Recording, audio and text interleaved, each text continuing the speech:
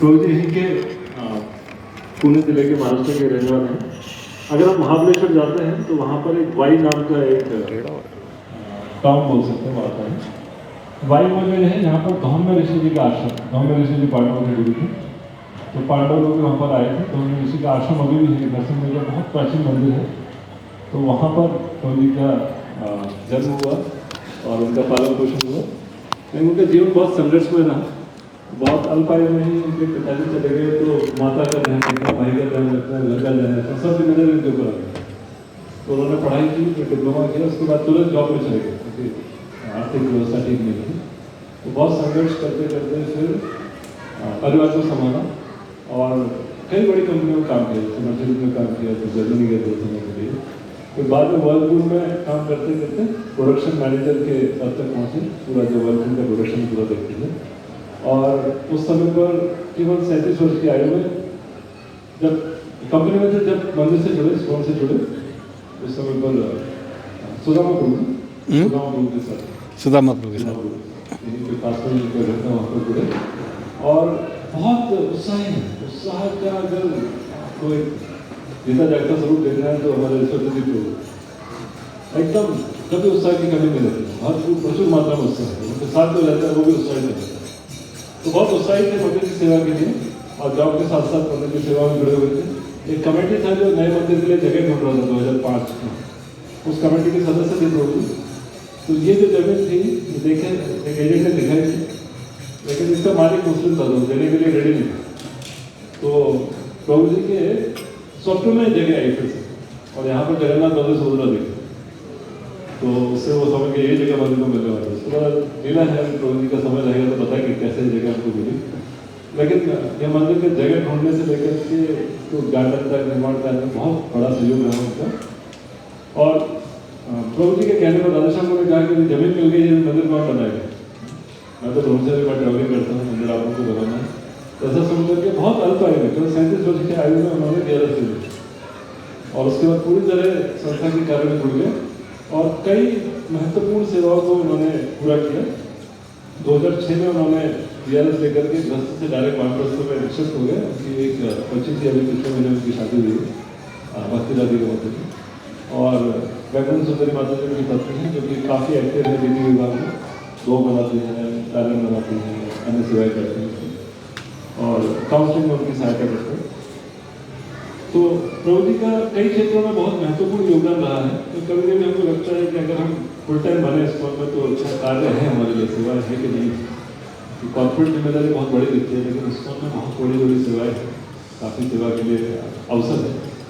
तो प्रभु जी कई चीज़ों में इन्वॉल्व हुए, विशेष रूप से फंड कलेक्शन में। पहले तो टेम्पल की जगह ढूंढने में एकदम रहा, फंड कलेक्शन उन्होंने बहुत भारी मात्रा में किया। उसका कम्बिनेशन था जो कमल नैन बजाज गेस्ट हाउस है जहाँ हमने देखा, तो उसका जो आधा फंडिंग है वो श्रीमान बजाज जी ने किया और वो बजाज जी को प्रभु जी ने कंट्रीब्यूट किया। तो उससे बहुत बड़ा योगदान उनका रहा, 7 करोड़ से ज़्यादा धनराशि उन्होंने दी। और उनका जो नींव है वो बहुत गहरी साधना है। सुबह 3 बजे उठते हैं और जब करते हैं, फिर ड्यूटी वर्शिप करते हैं, बाबू को पढ़ते हैं, बाबू को क्लास सुनते हैं। 8 बजे तक पूरा उनका जो एक साधना है कंप्लीट हो जाता है और उसके बाद पूरा दिन सुपर एक्टिव रहते हैं। कैसे सुपर एक्टिव रहते हैं आपको देखो। प्रभु जी जो अनामृत पुणे है उसके डायरेक्टर हैं। तो जैसे यहाँ पर अपना द्वारका टेम्पल ने इतना बड़ा फुटबॉल लाइव किया था, उसका काफ़ी नाम है। तो पुणे में भी अनामृत पुणे की ओर से कोविड के टाइम में विशेष रूप से लाखों लोगों को प्रसाद बढ़ते थे डेली। तो उसके कारण पूरे पुणे में इतना उसका प्रभाव हो गया कि पुणे म्यूनिसिपल कॉर्पोरेशन ने उनको एक बड़ा अवार्ड दिया और पूरे पुणे भर में उनका फोटो लगाया, काफ़ी को सम्मानित किया गया। हाँ, कोविड के दिन कभी घर पर नहीं बैठे, 8 बजे निकलना उनको निकाल दिया। उनके पास विशेष पास था क्योंकि अनामृत के डायरेक्टर थे। तो अनामृत के माध्यम से करीब 70,000 बच्चों को डेली प्रसाद मिलता है अनामृत के डायरेक्टर में। और हमारा जो 8 नंबर का TLCS मंदिर को चलाने के लिए उनमें से बहुत महत्वपूर्ण भूमिका निभाते हैं। वो पूरे मंदिर का PR देते हैं और PR के माध्यम से कई बड़े बड़े प्रभावशाली व्यक्तियों को उन्होंने कंट्रीब्यूट किया है। कि महाराष्ट्र का जो पॉलिटिकल सिचुएशन जानते हैं उसमें श्रीकांत भारती जी बहुत प्रभावशाली व्यक्ति हैं और एक चंद्रकांत दादा पाटिल एजुकेशन मिनिस्टर हैं। दोनों उनके मतलब एकदम घरेलू मित्र हैं, घर के जैसे, उनका बेटी की शादी है तो प्रभु को बुलाएंगे, उनकी बेटी की शादी में दोनों लोग आए थे, तो एकदम पारिवारिक संबंध है। ये बड़ी विशेषता है कि बड़े बड़े लोगों से भी एकदम ऐसा आत्मीयता का संबंध बनाते हैं और बहुत अच्छे ढंग से सेवा करते हैं। और उनका एक संस्था है, क्या नाम है? HSSF हिंदू सेवा service, spiritual and service foundation. तो हिंदू सेवा संस्थान है, उसका जो पुणे चैप्टर है उसके चेयरमैन है। और हिंदू संस्थान जो भी एक्टिव है पुणे के अंदर, जैसे कि स्वामीनारायण है, जैन समाज है, उनके साथ बहुत अच्छा संबंध बना करके रखते हैं, क्योंकि हिंदू लोगों का संगठित होना बहुत आवश्यक है।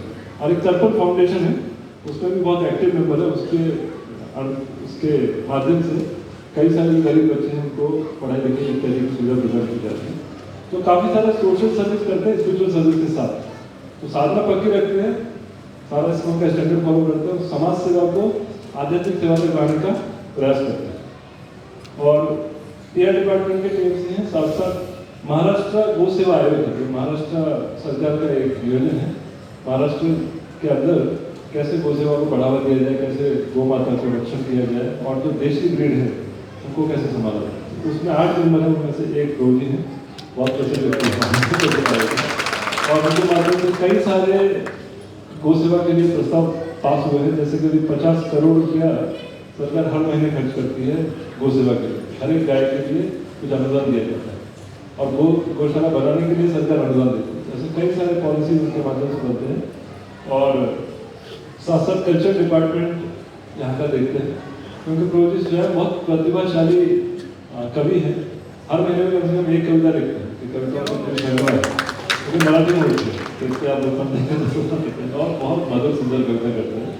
साथ साथ महाराष्ट्र में 2 व्यक्ति बहुत प्रमुख हैं। एक है तुकाराम महाराज, जहाँ जाने वाले हैं कल देवपुर पंढरपुर जाने वाले हैं। दूसरे हैं कौन? हाँ, शिवाजी महाराज। एक तुकाराम महाराज भक्ति वाले, एक शिवाजी महाराज शक्ति वाले, भक्ति शक्ति। और प्रभु जी के अंदर दोनों का ही थोड़ा अंश है। तो उन्होंने एक महानाट्य लिखा, रावत देवाचे रावत। ये महानाट्य है, कई मल्टी स्टेज होते हैं, 200 से ज़्यादा कलाकार रहते हैं, 12 से ज़्यादा गीत हैं, और स्वयं तुकाराम महाराज के रोल प्ले करते हैं। इसके डायरेक्टर है, डायरेक्टर है और एक्टर है। तो वो ड्रामा बहुत हिट हुआ था, कई जगह पर उन्होंने इसका प्रस्तुति किया। और अभी करीब 4 महीने पहले उन्होंने अपना जो दूसरा महानाट्य था वो शिव गौरव गाथा, यानी शिवाजी महाराज का जीवन चरित्र है, उसके ऊपर पूरा ड्रामा का स्क्रिप्ट लिखा और उसका प्रोडक्शन लिखा। उसमें भी उन्होंने एक महत्वपूर्ण भूमिका निभाई। तो वो ड्रामा द्वारा इतने इम्प्रेसिव है कि आप देखेंगे तो मंत्रमुग्ध हो जाएगा। शिवाजी महाराज का ड्रामा बहुत एकदम सुपर एक्सीलेंट ड्रामा था। कैसे शिवाजी महाराज उस समय पर संघर्ष किया, कैसे संस्कृति को बचाया, क्या उनका चरित्र का, क्या जिजाबाई का रोल था, बहुत विशेष ड्रामा होने चाहिए। इस प्रकार से वो कवि भी है और ड्रामा का लेखन भी करते हैं, स्क्रिप्ट राइटर भी है, डायरेक्टर भी है और एक्टर भी है। तो उनके बारे में कहने के लिए बहुत बताइए, लेक्चर बोलने के ऊपर हो जाएगा और हम चाहते हैं कि उससे सुने। इतना सक्रिय रूप से और इतना दृढ़ता से, इतना समर्पण से वो पूरा जीवन उन्होंने इस्कॉन को समर्पण किया है। तो हमारे लिए बहुत सुंदर उदाहरण प्रस्तुत किया है। राधेश्याम प्रभु जी को, परंतु के गोपाल कृष्ण महाराज को, प्रभु जी राधा राम को बहुत प्रिय थे। प्रभु जी डायरेक्ट कॉल करते थे, महाराज जी बुलाते थे। दिल्ली में कई बार गए महाराज, उसकी राष्ट्रीय करते थे। तो बहुत इस्कॉन संस्था के लिए योगदान दिया है। और कैसे एक युवावस्था में भी इस्कॉन में जिम्मेदारी लेकर के जीवन संभाल करके चल सकते हैं, इसका एक बहुत विलक्षण उदाहरण है। तो आइए हम उनका स्वागत करते हैं हमारे बीच में। यहाँ पर 3 बार हम लोग बोलते हैं।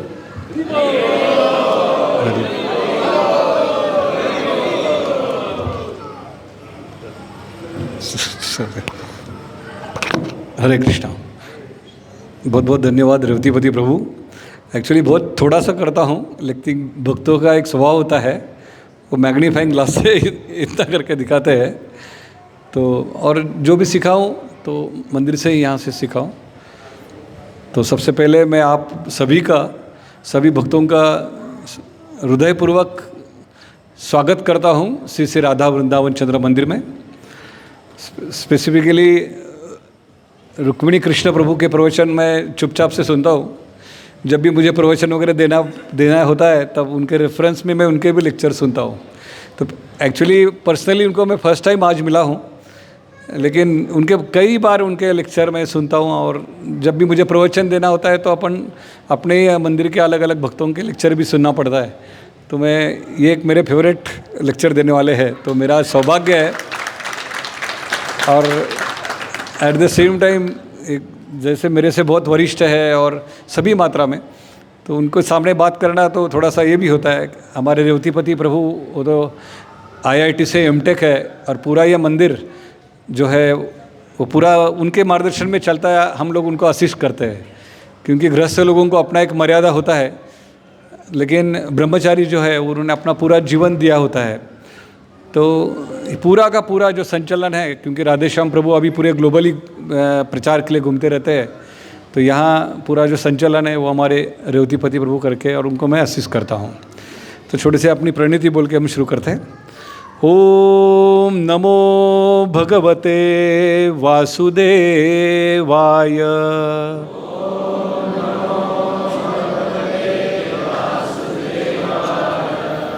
ओम नमो भगवते वासुदेवाय।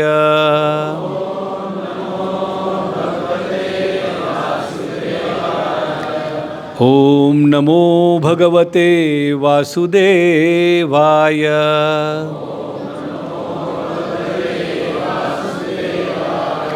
ओम ज्ञानतिमिरान्धस्य ज्ञानाञ्जनशलाकया चक्षुरुन्मीलितं येन तस्मै श्रीगुरवे नमः। श्रीचैतन्यमनोभीष्टं स्थापितं येन भूतले स्वयं रूपा कदा मह्यं ददाति स्वपदान्तिकं।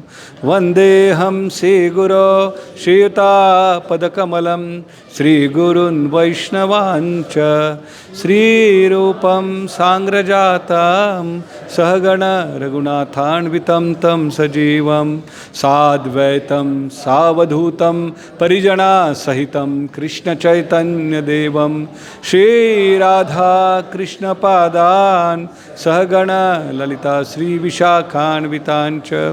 नमः कृष्ण करुणा दीनबन्धो जगत्पते गोपेशा गोपिका कांता राधा कांता नमस्तुते। तप्त कांचन गौरांगी श्री राधे वृंदावनेश्वरी वृषभानुसुते देवी प्रणमामि हरिप्रिये। वाञ्छाकल्पतरुभ्यश्च कृपा सिन्धुभ्येव च पतितानां पावनोभ्यो वैष्णवेभ्यो नमो नमः। जय श्री कृष्ण चैतन्य प्रभु नित्यानंद श्री अद्वैता गदाधार श्रीवासादि गौर भक्तवृंद। हरे कृष्णा कृष्णा कृष्णा हरे हरे, हरे राम राम राम हरे हरे। हरे कृष्णा। तो मुझे बताया गया था कि आप सब दिल्ली से आए हुए जो भक्त हैं, तो उनको मटेरियल और स्पिरिचुअल लाइफ कैसे बैलेंस करना चाहिए, उसके ऊपर कुछ बात कर सकते हैं क्या। या मैंने ये भी सुना कि आप लोग कल देहू में जा रहे हो, जो संत श्री तुकाराम महाराज जी का गांव है, और उसके बाद आप पंढरपुर भी जा रहे हो, जहाँ विट्ठल भगवान का दर्शन आपको करने के लिए मिलेगा। तो सबसे पहले शुरुआत थोड़े महाराष्ट्र से करते हैं कि महाराष्ट्र भूमि को विट्ठल भूमि भी, भगवान विट्ठल की भी भूमि बोली जाती है। हम सबको पता है कि हमारा भारत देश जो है वो अपने उसकी एक अलग पहचान है, और स्पेसिफिकली जब भक्ति की बात आती है, अध्यात्म की बात आती है, तो भगवान श्री कृष्ण जो है अपने विविध रूप अलग अलग राज्यों में लेते हैं, अलग अलग भक्तों को प्रसन्न करने के लिए या उनके सेवा से प्रसन्न होकर वहाँ वो अपनी लीला करने के लिए आते हैं। तो उसी प्रकार हम देखते हैं कि जिस प्रकार भगवान श्री कृष्ण कर्नाटक में उडुपी कृष्ण करके आते हैं, वही भगवान श्री कृष्ण आंध्र में बालाजी करके आते हैं, वही भगवान श्री कृष्ण गुजरात में द्वारकाधीश करके खड़े हैं, वही भगवान श्री कृष्ण राजस्थान में श्रीनाथ जी है, वही भगवान श्री कृष्ण तमिलनाडु में रंगनाथ जी है, वही भगवान श्री कृष्ण केरला में अनंत पद्मनाभ या गुरुवायूर भी बोला जाता है, वही भगवान श्री कृष्ण हिमालय में बद्रीनाथ जी है, वही भगवान श्री कृष्ण उड़ीसा में जगन्नाथ जी है, वही भगवान श्री कृष्ण बंगाल प्रांत में चैतन्य महाप्रभु है, और वही भगवान श्री कृष्ण महाराष्ट्र में विट्ठल है। तो कृष्ण को यहाँ विट्ठल बोला जाता है। क्यों? क्योंकि जो द्वारका में रहते हैं तो उनको द्वारकाधीश बोला गया। तो वही पंढरपुर में रहते हैं और खड़े हैं ईंट के ऊपर, ब्रिक, मराठी में ईंट को बीट बोला जाता है, हिंदी में ईंट बोलते हैं ना, तो मराठी में उसको वीट बोला जाता है। तो वीट के ऊपर जो खड़े हैं वो विट्ठल, इसलिए कृष्ण का नाम वहाँ विट्ठल बन गया। और वही दूसरा उनका नाम पांडुरंग भी बन गया। तो पांडुरंग क्यों बन गया? तो भगवान श्री कृष्ण जब वृंदावन में अपने 9 लाख गैयाओं को चरा के वापस लाते थे, तब वो जो उधर की रज का जो वृंदावन का जो रज है वो पूरी सफ़ेद रंग की है। तो वो पूरा जो 9 लाख गैया चलेगी तो पूरा जो धूल है वो ऊपर सब उड़ती है और पूरा शरीर भी सफ़ेद हो जाता है। तो जो सावले कृष्ण सफ़ेद रंग के होते थे, पांढरे रंग के होते थे, इसलिए उनको पांडुरंग भी बोला जाता है। तो उसके पीछे का रीज़न, इसलिए मराठी लोग कृष्ण को विट्ठल या पांडुरंग बोला जाता है। हम सबको पता है कि परम पूज्य लोकनाथ स्वामी महाराज जो श्रील प्रभुपाद जी के वरिष्ठ सन्यासी शिष्य है, उनका बहुत प्रेम है विट्ठल के बारे में। वो बहुत बड़ा प्रोजेक्ट वो वहाँ लॉन्च कर रहे हैं। आप लोग पंढरपुर जाओगे तो देखेंगे 15 एकड़ में बहुत सुंदर भीमा नदी के बाजू में घाट बांधा है उन्होंने वारकरी लोगों को स्नान के लिए, और बहुत बड़ा सुंदर मंदिर भी वहाँ इस्कॉन का अभी जल्दी ही 3 साल के अंदर बनाना है। तो इस प्रकार इस महाराष्ट्र भूमि की महिमा है। और जिस प्रकार रेवतीपति प्रभु ने हमें आता बताया कि महाराष्ट्र में 2 लोग बहुत सुप्रसिद्ध है। एक है तुकाराम महाराज, जिनका जन्म जो है 1608 में हुआ था, 1608 देहू गांव में, जब आप कल जाने वाले हैं। और जिनका देहांत जो भगवान के धाम चले गए थे वो 1650 में। तो सिर्फ 42 ईयर्स, 42 साल का आयु उनको मिला। लेकिन ये 42 साल के आयु में उन्होंने 4500 कविताएं भगवान कृष्ण के लिए लिखी। सिर्फ 42 साल के आयु में 4500 अभंग, उनके कविता को अभंग बोला जाता है, वो अभंग उन्होंने लिखा। और इतने सुंदर मधुर अभंग है। आज इस चीज़ को करीब करीब 400 साल हो गए हैं। आज भी महाराष्ट्र के गांव-गांव में, घर घर में उनके अभंग गाए जाते हैं। आप देख सकते हो कि कितने शुद्ध व्यक्ति रहेगा कि नॉर्मली एक फिल्म का गाना आ गया तो 1-2 साल 3 साल के अंदर वो बेचारा मर जाता है। 400 साल के बाद भी सिर्फ कविता जीवित है ऐसा नहीं, सिर्फ कविता गाए जाता है ऐसा नहीं है।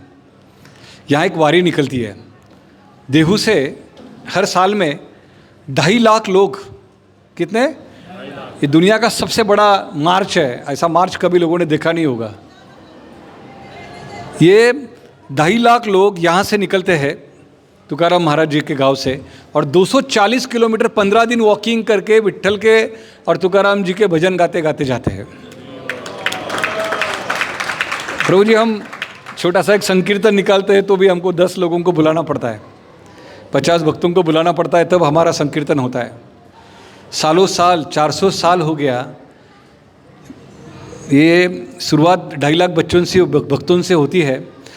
करीब करीब 8 लाख लोग जुड़ जाते हैं इस वारी में, और पंढरपुर में पहुँचते पहुँचते 25 लाख लोग हो जाते हैं। बहुत अजीब सी तुकाराम महाराज की भक्ति थी।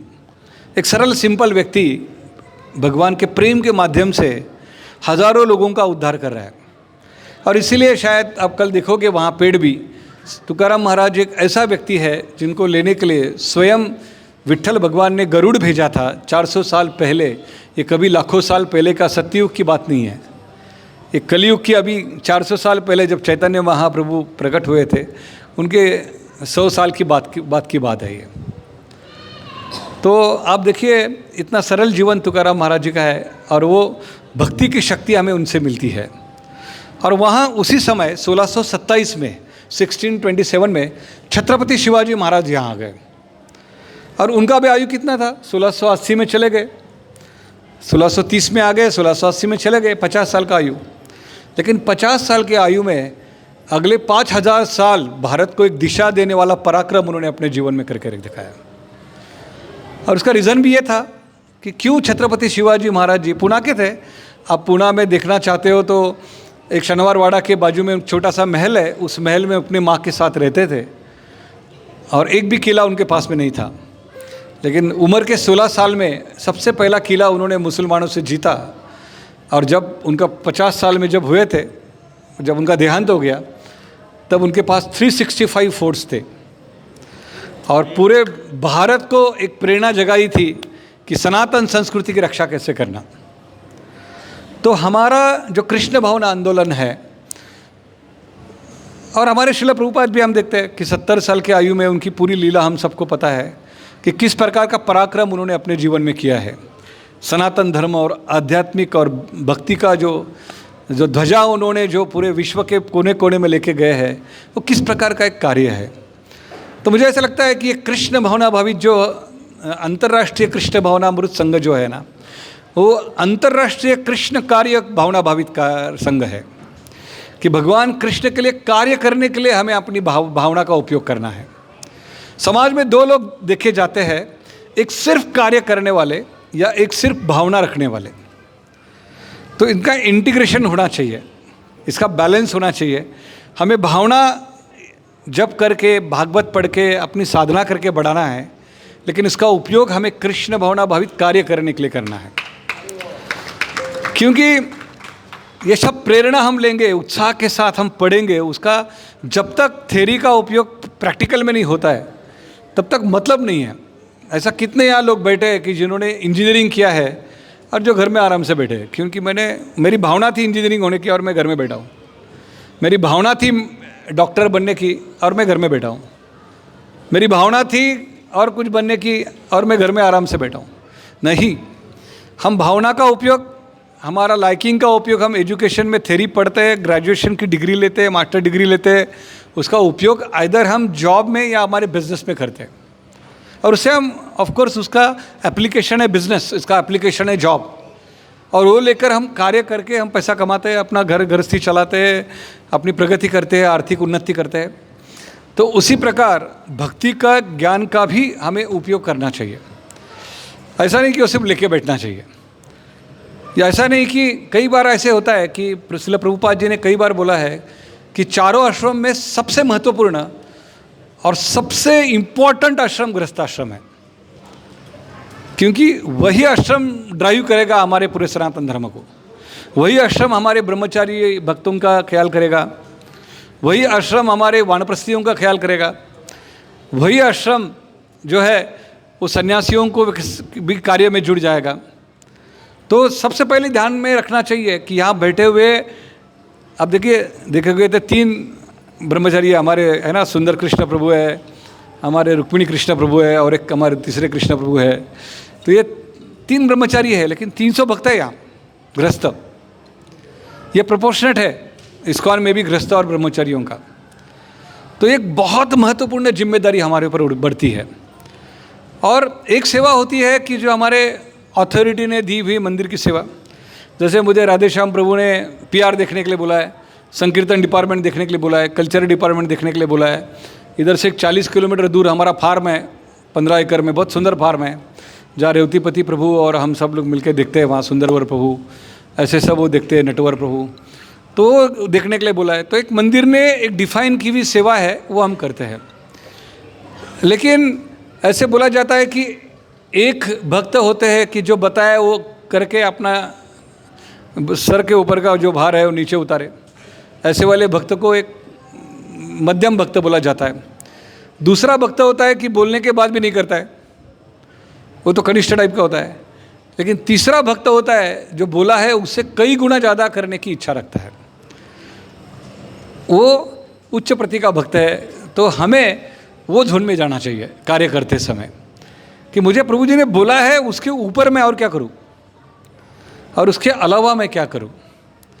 अभी इनिशियली आप लोगों को लगा होगा कि ये कई सारे मैं एस्पेक्ट एंगल देख रहा हूं, तो मुझे पता है कि मैं जब वर्लपूल कंपनी में प्रोडक्शन हेड था, जब मैं 24 साल का था और जर्मनी में मर्सिडीज बेंज में था, तो मुझे पता है कि प्रोडक्शन का प्रेशर क्या रहता है। बाहर दुनिया तुमको ऐसा ही सैलरी नहीं देता है। 20 सेकंड में एक रेफ्रिजरेटर निकालना पड़ता था। मेरे अंडर 400 ऑपरेटर थे, 25 एक इंजीनियर्स थे, और पूरे कंपनी को, एक मल्टीनेशनल अमेरिकन कंपनी को चलाना है, तो बहुत एक्टिव रहना पड़ता था। तो मुझे कंपनी में कई सारे लोग बोलते थे कि, क्योंकि मुझे चैंटिंग करके जाना पड़ता था, प्रोडक्शन का प्रेशर रहता था, 16-16 घंटे काम भी करना पड़ता था, और मैं बहुत खुशी से रहता था कंपनी में भी और घर में भी खुशी से रहता था। तो कई बार मुझे कंपनी के मेरे सीनियर जो वाइस प्रेसिडेंट वगैरह जो लोग हैं वो बोलते थे कि यार संजय, प्रोडक्शन में काम करते हो, 20 सेकंड में एक रेफ्रिजरेटर निकालना पड़ता है, ट्रिमेंडस प्रेशर होता है, हम लोग जाते समय थक जाते हैं, दूसरे दिन आने को भी मन नहीं करता है, लेकिन तुम हंसते कैसे हो?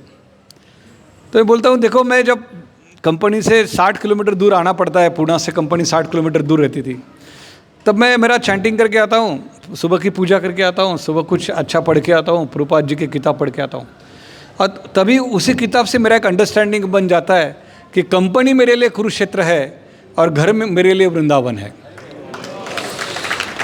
तो मैं कुरुक्षेत्र की बातें वृंदावन में लेके नहीं जाता हूँ और वृंदावन की बातें कुरुक्षेत्र में नहीं लाता हूँ। मुझे पता है कि कुरुक्षेत्र लड़ने के लिए है और मुझे पता है वृंदावन अपने बीवी बच्चों के साथ रहने के लिए है भाई। तो इस भाव से रहता हूँ। तो डिफाइन किया है, तो मेरे पास ना मैं प्रेशर कैरी करता हूँ घर में, ना घर की बातें यहाँ पर कैरी करता हूँ। तो और ये अंडरस्टैंडिंग मेरे गीता की वजह से हो गया है, क्योंकि हमारी भगवत गीता कहती है कि one should be duty centric. हमें राइट सेंट्रिक बनने के लिए नहीं बोला है। राइट सेंट्रिक अधिकार केंद्रित जीवन शैली तो पाश्चात्य संस्कृति सिखाती है, मॉडर्न एजुकेशन सिखाता है, लेकिन वैदिक एजुकेशन हमें कर्तव्य केंद्रित, सेवा केंद्रित रहने के लिए सिखाता है। सो ये जो प्रिंसिपल्स है, वेरी इंटरेस्टिंग प्रिंसिपल्स है कि मॉडर्न एजुकेशन हमें बेसिकली स्किल्स देगा, लेकिन वैदिक एजुकेशन हमें कैरेक्टर देगा। वैदिक एजुकेशन, मॉडर्न एजुकेशन हमें डायनामिज्म देगा, वैदिक एजुकेशन हमें विजडम देगा। मॉडर्न एजुकेशन हमें विक्ट्री देगा, वैदिक एजुकेशन हमें विनय देगा, और विजय देगा, ये विनय देगा। मॉडर्न एजुकेशन हमें लेन देने का व्यवहार सिखाएगा, व्यापार सिखाएगा, वैदिक एजुकेशन हमें प्यार सिखाएगा। तो इसका इंटीग्रेशन होना बहुत महत्वपूर्ण हो जाता है। और मुझे लगता है ये इंटीग्रेशन करने का कार्य जो है ना, वो गृहस्थ लोग बहुत अच्छे से कर पाएंगे। कि जो भी हम यहाँ अपने ब्रह्मचारी का भी, मुझे भी बनाने के लिए कई सारे ब्रह्मचारियों ने अपना जीवन दिया है। गौर सुंदर प्रभु थे, सुदामा प्रभु थे, श्री गुरुचरण प्रभु थे, कई सारे भक्तों ने अपना जीवन दिया है, तब हम एक गृहस्थ बनते हैं। हम पता है कि एक एक गृहस्थ के पीछे ब्रह्मचारी कितना प्यार से अपना एक संबंध रखते हैं, कितना फॉलोअप करते हैं, कितना प्रसाद खिलाने के लिए भागदौड़ करते हैं, और तब कहाँ जाकर हम कृष्ण भावना में आते हैं। तो अभी हमारा फर्ज बनता है, जो हमें मिला है वो हमें उसको वितरित भी करना पड़ेगा, और वितरित करते समय वो एप्लीकेशन मोड में लेना पड़ेगा, प्रैक्टिकल सोच के करना पड़ेगा। ऐसा नहीं कि भावना के स्तर के ऊपर हम एक दूसरा लोगों को प्रचार कर पाएंगे, लेकिन कुछ एक अच्छा संस्था निकाल कर, अच्छा संस्था के साथ जुड़कर कुछ करेंगे तो कई सारे चीज़ें हम अचीव कर सकते हैं। जैसे ये मंदिर होने के बाद परम पूज्य गोपाल कृष्ण गोस्वामी महाराज जी के बहुत सारे आशीर्वाद और प्रेम रहा हम लोगों के ऊपर। इनफैक्ट ये उत्साही रहने की प्रेरणा हमने उनसे सीखी। मुझे याद है कि जब महाराज जी ने ये मंदिर बोलने के लिए 40 करोड़ का मंदिर बांधो ऐसे बोला था, तो मुझे सब टीएमसी लोगों ने बोला था कि महाराज के साथ तुम बहुत अच्छे से बात करते हो, ज़रा बात कर लेना कि हम 8 करोड़ का ही करेंगे, क्योंकि पैसा इकट्ठा नहीं हो रहा है।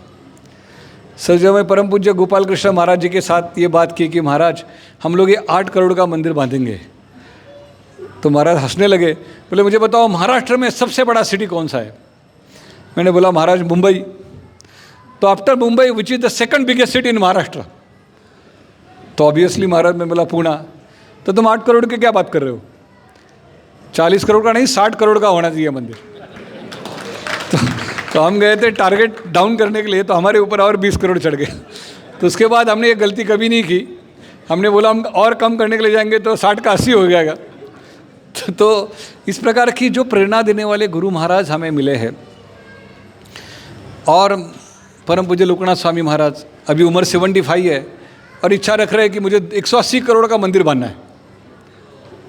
अभी ये क्या है, मतलब ये किस प्रकार की प्रेरणा हमें इन लोगों के साथ रहकर, सपोज हम ये प्रेरणा नहीं लेते हैं तो इसका मतलब हमारे सॉफ्टवेयर में गड़बड़ है या हमारे लेने में कुछ गड़बड़ है। तो इन लोगों को देख के ही प्रेरणा आता है, अपने में क्या बल है।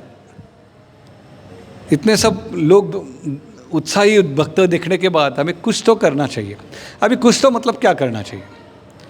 तो मैंने काफ़ी सोचा कि जब मंदिर की अपनी गतिविधि होती है, 4 नियमों का पालन होता है, 16 माला होता है, अपना भागवतम का ये होता है उत्साह, हमारे फेस्टिवल्स होते हैं, जन्माष्टमी का डोनेशन होता है, नए नए प्रोजेक्ट होता है, उसके साथ तो हमें जुड़ना ही है क्योंकि वो हमारा प्राइम रिस्पॉन्सिबिलिटी है। तो सबसे हमारा प्राइम रिस्पॉन्सिबिलिटी जो होगा वो हमारी टेम्पल की गतिविधि और टेम्पल के अथॉरिटी जो भी हमारे हैं उनके लिए अपना सब कुछ तन मन धन जो है समर्पित करना। लेकिन साथ साथ हम और क्या कर सकते हैं, बिकॉज ये तो अलग अलग गुणों से प्रकृति के लोग हैं, प्रकृति में लोग भरे हैं। तो मुझे ऐसा लगता है, क्योंकि थोड़ा अभी मैं व्यवहारिक बातें के ऊपर आ जाता हूँ, कि सबसे पहले हमें इस्कॉन में सिखाया जाता है कि हमारा सबसे पहला आइडेंटिफिकेशन करो, हमारे खुद के बारे में खुद की पहचान कर लो कि हु आर यू, है ना। लेसन कहाँ के भी हो, भगवत गीता का कौन से भी मंदिर के हो, कौन से कि प्रभु जी के द्वारा दिए जाए हो, सबसे पहले हमको ये सिखाया जाता है कि तुम कौन हो ये पहचानो, आप कौन है पहचानो, आप शरीर नहीं हम आत्मा हो। ये बेसिक फंडामेंटल गीता वहाँ से शुरू होती है। अब ये सब लेने के बाद, ये सब सीखने के बाद मुझे लगता है कि एक महत्वपूर्ण और एक पहचान हमें करना चाहिए जो स्वयं के बारे में, कि मैं ब्रह्मचारी हूँ, गृहस्थ हूँ, वानप्रस्थ हूँ या सन्यासी हूँ, वो एक समझ के लेना चाहिए।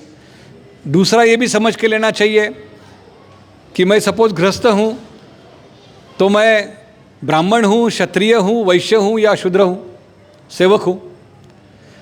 क्योंकि अपना गुण और स्वभाव हमें खुद को ही पहचानना होता है, इतना आसानी से हम चेंज नहीं कर पाते वो गुण और स्वभाव को, एक रस्सी जैसे है वो। तो तब मैंने जब पहचान की कि मैंने देखा कि मेरी अपनी एक पहचान है, मैं एक ऐसे कुल में जन्म लिया हूँ जहाँ छत्रपति शिवाजी महाराज का जन्म हुआ है। छत्रपति शिवाजी महाराज भोसले परिवार से थे, हम भी भोसले परिवार से हैं, उसी गांव के हैं, सातार के। और खून जो दौड़ रहा है वो भी ऐसा क्षत्रिय ब्लड जैसे दौड़ रहा है, तो चुप बैठने का नेचर नहीं है। तो हमने सोचा कि कैसे करूं, मतलब इसको मैं चैनलाइज कैसे करूं, क्योंकि मुझे मेरे भगवान कृष्ण को मुझे छोड़ना नहीं है, ना शिल प्रभुपाद जी के प्रिंसिपल से मुझे डेविएशन होना है। तब मुझे एक आंसर मिला, परम पूज्य राधानाथ स्वामी महाराज, उनका प्रवचन एक मैंने जीव में गोवर्धन इको विलेज वाड़ा में सुना।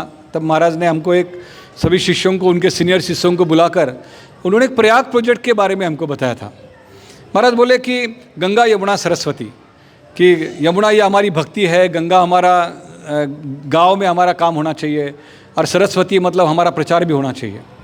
और इसीलिए आप लोग जुड़ जाओ अलग अलग कार्यों में, समाज में जाओ, गांव के अलग अलग मंदिर जो पुराने होते हैं उनको रिस्ट्रक्चर करो, किसानों को मदद करो, बच्चों को पढ़ाओ गीता के बारे में। ऐसा सब कुछ अब एक होलिस्टिक पिक्चर महाराज ने हमारे सामने दिया और मुझे बहुत अच्छा लगा तब।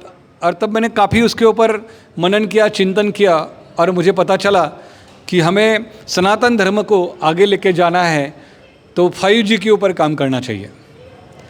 तो ये 5G क्या है? तो 5G है गाय, गंगा, गीता, गुरु एंड गोविंद। ये 5G फॉर्मूला है।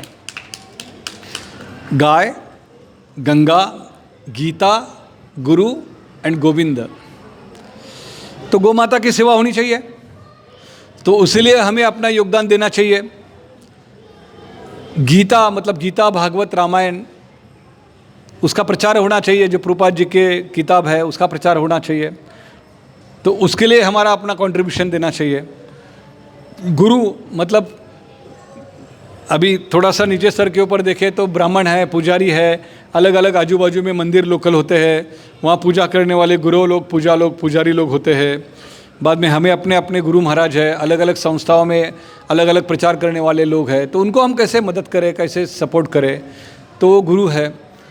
गंगा, भारत में 400 नदियाँ हैं, वो नदी के अलग अलग घाटों का निर्माण करना, और गोविंद मतलब हमारे भगवान कृष्ण, उनके मंदिरों का रिस्टोरेशन, नया मंदिर बांधना, ऐसे अलग अलग कार्य से हम जब जुड़ते हैं तब ये जो सनातन धर्म जो है उसका आगे जाकर प्रगति होता है। और हमारे लिए कार्य के रूप में कुछ चीज़ें अभी हाथ में मिलती है। जैसे अभी आप लोग बैठे हो और आप लोगों को लगता है कि गौशाला होनी चाहिए, ऐसा भी मुझे लगा एक बार कि चलो गौशाला होनी चाहिए। मैंने सभी मेरे कलीग जो है टीएमसी जो हमारे मेंबर्स है उनसे बात कर राधेश्याम प्रभु से बात कर यहाँ सामने 4 गाय रखी, जो अभी मंदिर के एंट्रेंस में आप लोगों ने देखा होगा, एक छोटी सी गौशाला हमने डाली है। तो अन्नामृत से मैंने वहाँ 5 लाख रुपए डाले, वो सब पूरा फैब्रिकेशन वगैरह करके लिया, एक 4 गाय लाई, वहाँ 4 गाय रखी। और विश्वास रखिए वो 4 गाय वहाँ रखने के पीछे मेरा मकसद ये था कि शहर के लोग गाय के साथ संपर्क नहीं हो रहा है, तो पुणे शहर में एटलीस्ट मंदिर में जो लोग आएंगे, इस मंदिर का शनिवार रविवार का फुटफॉल 20,000 है। तो मेरी ये भावना थी कि जो 15-20 हज़ार लोग यहाँ शनिवार रविवार आते हैं वो एटलीस्ट गाय को देखेंगे, गाय को हाथ लगाएंगे, गाय की पूजा करेंगे, उससे वो गाय के प्रति उनका प्रेम जागृत होगा। आजू बाजू में कई सारे हमारे भक्त रहते हैं, उनके अपने बच्चे वहाँ खेलने के लिए आएंगे, तो गाय के साथ बचपन से बड़े होंगे, तो बड़े होने के बाद भविष्य में हमको अच्छे गोरक्षक मिलेंगे, वो गाय के बारे में और भी अपनी कुछ सेवाएं देंगे भविष्य में। तो ये भावना लेकर वो गौशाला खड़ा किया, और मुझे कहने के लिए बहुत गर्व महसूस होता है, आनंद महसूस होता है कि ये गौशाला दुनिया के सबसे रिचेस्ट गौशाला है। आप बोलेंगे कैसे? क्योंकि 4 गाय मेरे को हर महीना 5 लाख देती है। यहाँ पूजा करने वाले लोग आते हैं, जिनके माध्यम से हमें हर महीना 5 लाख रुपए के डोनेशन वहाँ इकट्ठा होता है। रिचेस्ट गौशाला इन द वर्ल्ड मैं बोलता हूँ। मुझे बताइए 4 गाय दुनिया में संभाल कर 5 लाख को इकट्ठा कर रहा है क्या महीने में? तो आप देखिए उसको कार्य के रूप में हमने लिया तो ऐसा हो गया। और जैसे मैंने सोचा कि चलो अभी मैं क्या और करूं, तो हमने सोचा चलो मैं गो विज्ञान परिषद का आयोजन करता हूं। अपने भक्तों के लिए 10 साल गो विज्ञान परिषद का आयोजन किया, जिसमें हमने बोला कि देखो आप शहर में रहते हो तो आप गौशाला संभालना, खेती रहना, क्योंकि गांव में खेती कहाँ होती है, जगह ही नहीं रहती इंसान को रहने के लिए, तो खेती कहाँ से आएगी। तो हमने सोचा कि चलो शहर के लोगों ने गौ सेवा कैसी करनी चाहिए, तो गो उत्पादन का यूज़ करके। तो विश्वास रखिए हमने लोगों को एक भावना दी कि गाय का घी है, गाय के धूप कांडी है, और गाय का छोटा मोटा डोनेशन होता है, गाय का गोमूत्र है, गाय का गोबर है, उसका कैसा यूटिलाइज़ करो। और ये करने से ऐसी एक प्रकार की एक भावना हमने लोगों में दी। दिवाली में हमने दिए बनाए, तो आज ऐसा होता है कि करीब करीब 4 से 5 लाख लोगों रुपए के गो प्रोडक्ट भी यहाँ से चले जाते हैं। तो अल्टीमेटली ये गो प्रोडक्ट जाते हैं तो उसका बेनिफिट गौशालाओं का होता है। तो ये सब 8-10 साल किया, और Maharashtra state government of board ने ये छोटा मोटा अपना कार्य देखकर उन्होंने मुझे गवर्नमेंट बॉडी के ऊपर डायरेक्टर करके लिया। अभी एक गौ सेवा आयोग के ऊपर एक इस्कॉन के भक्त को लेना, यह अपने आप में श्रील प्रभुपाद जी का गौरव है, अपने इस्कॉन संस्था का एक गौरव है। और जो भी हमें ट्रेनिंग यहाँ मिली है मंदिर में, तो जब हमारा पहला मीटिंग हुआ तो नॉर्मली क्या होता है, जिसको एमएलए और मिनिस्ट्री नहीं मिलता है उनको कमीशन बोर्ड के ऊपर लिया जाता है। ऐसा एक स्टैंडर्ड फार्मूला है सब जगह कि भाई इनको एमएलए का टिकट नहीं मिला है तो उनको सेटिस्फाइड रखने के लिए किसी कमीशन बोर्ड में डालो। तो कमीशन बोर्ड में नाम के जैसा कमीशन भी मिल जाता है, क्योंकि 100 करोड़ का सपोज साल के लिए बजट है, तो सबसे पहला 10% सदस्य डायरेक्टर लोग ही खा लाते हैं। शुरुआत तो वहाँ से होनी चाहिए। अभी भाई हम लोग वहाँ भी 6-7 डायरेक्टर है, तो 100 करोड़ में 10% मिलना मतलब 10 करोड़ मिलना, तो बांट के 1.25 करोड़ खा लाओ पहले साल में, 3 साल में 1.25 करोड़ का 5-6 करोड़ ऐसा ही बन जाता है। लेकिन इन वेरी फर्स्ट मीटिंग मैंने उनको बहुत क्लियरली बताया, क्योंकि ये कोई अलग कमीशन होता, गौ सेवा बोर्ड नहीं, कमीशन नहीं होता, ये गौ सेवा आयोग नहीं होता, तो शायद मैं आप लोगों को ये ज्ञान नहीं देता। लेकिन ये गौ सेवा आयोग है, तो इस गौ सेवा आयोग में हमें गाय का 1 रुपया भी नहीं लेना चाहिए, क्योंकि गाय का 1 रुपया लेते हैं तो गाय के शरीर के ऊपर जितने बाल होते हैं इतने बार हमें जन्म लेना पड़ता है। तो इसलिए गाय का 1 रुपया लेंगे नहीं, और गाय का चाय भी नहीं पिएंगे। वैसे अपन चाय पीते नहीं, तो ये कमीशन बोर्ड में मैं चाय भी नहीं पीऊँगा। तो नतीजा ये हो गया कि बचे हुए 6-7 डायरेक्टर भी बोले कि ऐसा है क्या, तो हम भी नहीं लेंगे। और नतीजा ये हो गया कि श्रील प्रभुपाद और गुरु महाराज के कृपा के वजह से और उनके दिए हुए उन्हें जो ट्रेनिंग के प्रशिक्षण के वजह से आज गौ सेवा आयोग महाराष्ट्र में आज तक हमने 50 करोड़ रुपए बांटे अलग अलग गौशालाओं, 1100 गौशाला हमारे अंडर है। 1 रुपये का भी फ्रॉड वहाँ नहीं हुआ, पूरे के पूरे पैसे गाय को मिले। अभी यहाँ बैठे हुए कई सारे भक्तों में से किसी ने इस प्रकार का ड्राइव दिल्ली में लिया या पंजाब करोल बाग में लिया, तो किसी को नहीं चाहिए। बताइए, ये कार्य करने के लिए कौन आपको रोकने वाला है? आप गौ माता का रक्षण करना और अच्छी तरफ से करना, ये गृहस्थ लोगों का एक बहुत महत्वपूर्ण फर्ज है। तो इस प्रकार किसी को इस टाइप का कार्य करना है तो आप वो कर सकते हो।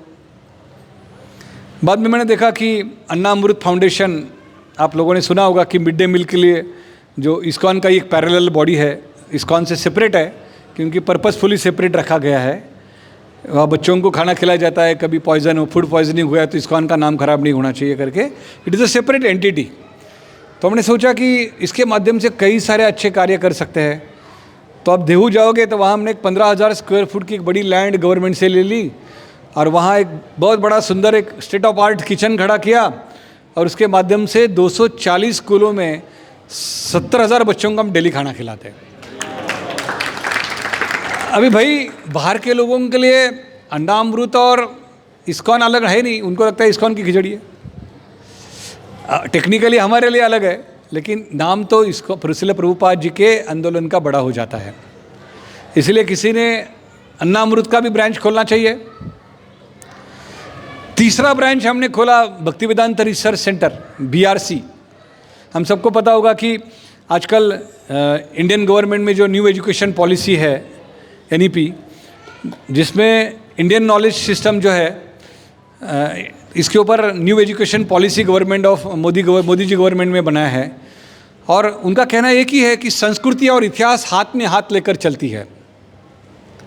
इनका कहना एक ही है कि आज तक 70 साल हमारे अपने गौरवशाली इतिहास को पैर के नीचे कुचल दिया गया।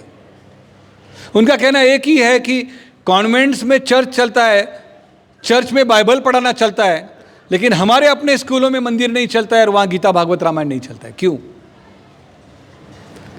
तो ये प्रमोट करने के लिए न्यू एजुकेशन पॉलिसी उन्होंने लाया। और वो न्यू एजुकेशन पॉलिसी जैसे मोदी गवर्नमेंट ने लाया तो हमारे लिए तो इतने सारे दरवाजे खुल गए। आज तक कॉलेज स्कूलों में प्रचार करना है तो हमें वैल्यू एजुकेशन के नाम से करना पड़ता था। आज हमें यही प्रचार पूरा खुल के हम आज कर सकते हैं। Graduation in Ramayan, graduation in Mahabharat, post graduation in Bhagwat Gita, ऐसा अभी खोल के खेल सकते हैं। अभी किसी को रिसर्च में इंटरेस्ट है, किसी में एकेडमिक्स में इंटरेस्ट है, किसी में कॉलेज स्कूल में इंटरेस्ट है, तो छोटा सा खुद का स्कूल छोटा बड़ा चालू करना चाहिए, जहाँ अपना खुद का मंदिर होके प्रचार करके मॉडर्न एजुकेशन, वैदिक एजुकेशन साथ साथ लेके चलने वाला कॉलेज करना चाहिए। तो भक्ति वेदांत रिसर्च सेंटर के माध्यम से हमने महाराष्ट्र में करीब 15 यूनिवर्सिटी के साथ ये MOU किया है और उसके माध्यम से हमने अलग अलग कोर्सेस लॉन्च किए हैं जो अलग अलग कॉलेज स्कूल में अभी हम देते हैं। तो ये भी एक ब्रांच है हमारे लिए, गृहस्थ लोगों के लिए। ऐसा किसने बोला है कि सिर्फ गिने चुने जो ब्रह्मचारी जिन्होंने अपना जीवन दिया है उन्होंने मंदिर का व्यवस्थापन भी करना, उन्होंने अपना प्रचार भी करना और एग्जॉस्ट हो जाना? ऐसा थोड़ा है। हम क्या कर रहे हैं? तो हमारा सेवा सिर्फ संडे फीस्ट में आकर खिचड़ी बांटने का है क्या? हमारी अपनी सेवा सिर्फ अपना दिया हुआ एक छोटा सा डिपार्टमेंट में रिटायर्ड होकर खड़ा होकर उतना ही बांटते रहना है क्या? नहीं, हमें उत्साह के साथ सेवा देना है। 70 साल की आयु में हमारे संस्थापक आचार्य श्रील प्रभुपाद सपोज देश विदेश में जाकर प्रचार कर सकते हैं, तो हम एटलीस्ट अपने दिल्ली में, अपने पुणे में तो करें। वही कार्य उत्साह के साथ अपने अपने शहर में करोगे तो हम शहर का नक्शा पलटा देंगे। आज महाराष्ट्र की मुझे बात पता है, कल मैं एजुकेशन मिनिस्ट्री ऑफ महाराष्ट्र के साथ मंत्रालय में मुंबई में था। मुझे बता रहे थे कि महाराष्ट्र का पॉपुलेशन इज़ 14 करोड़, लेकिन सिर्फ 3 करोड़ लोग अलग अलग संस्था से जुड़े हैं। 11 करोड़ लोग अभी भी किसी संस्था के साथ जुड़े ही नहीं है। ना आर्ट ऑफ लिविंग से जुड़े हैं, ना इस्कॉन से जुड़े हैं, ना रामदेव बाबा से जुड़े हैं, ना स्वामीनारायण से जुड़े हैं। वो ऐसे ही घूम रहे। और सिचुएशन हॉरिबल है। एक मुसलमान कम्युनिटी में 50% मुस्लिम लोग कुरान पढ़ते हैं, 50% क्रिश्चियन लोग बाइबल पढ़ते हैं। This is very unfortunate. 1% Hindu लोग गीता भागवत रामायण पढ़ता है। हमारे लिए 99% स्कोप है। तो चाहे हम गौशाला के माध्यम से, चाहे हम अन्नामृत के माध्यम से, चाहे भक्ति वेदांत रिसर्च सेंटर के माध्यम से कार्य कर सकते हैं। चौथा उल्लेख रेवतीपति प्रभु जी ने किया था HSSF, Hindu spiritual and service foundation. सबसे पहला समझ के लीजिए कि HSSF क्या है। ये HSSF राष्ट्रीय स्वयंसेवक संघ के द्वारा ड्राइव करने वाला एक ब्रांच है, जो ऐसा बोलता है कि सनातन का मतलब है हिंदू, जैन, बौद्ध और सिख। ये 4 लोग मिला के सनातन संस्कृति, और पारसी भी। आप बोलेंगे कैसे? सनातन हिंदू तो समझ में आता है भाई, चलो सनातन की पार्ट है, लेकिन जैन कैसे? अभी जिस जैन धर्म की शुरुआत ऋषभदेव मुनि ने की थी, वो भगवान ऋषभदेव मुनि का नाम, भगवान ऋषभदेव का नाम श्रीमद् भागवतम में है। तो जैन लोग अलग कैसे बन गए?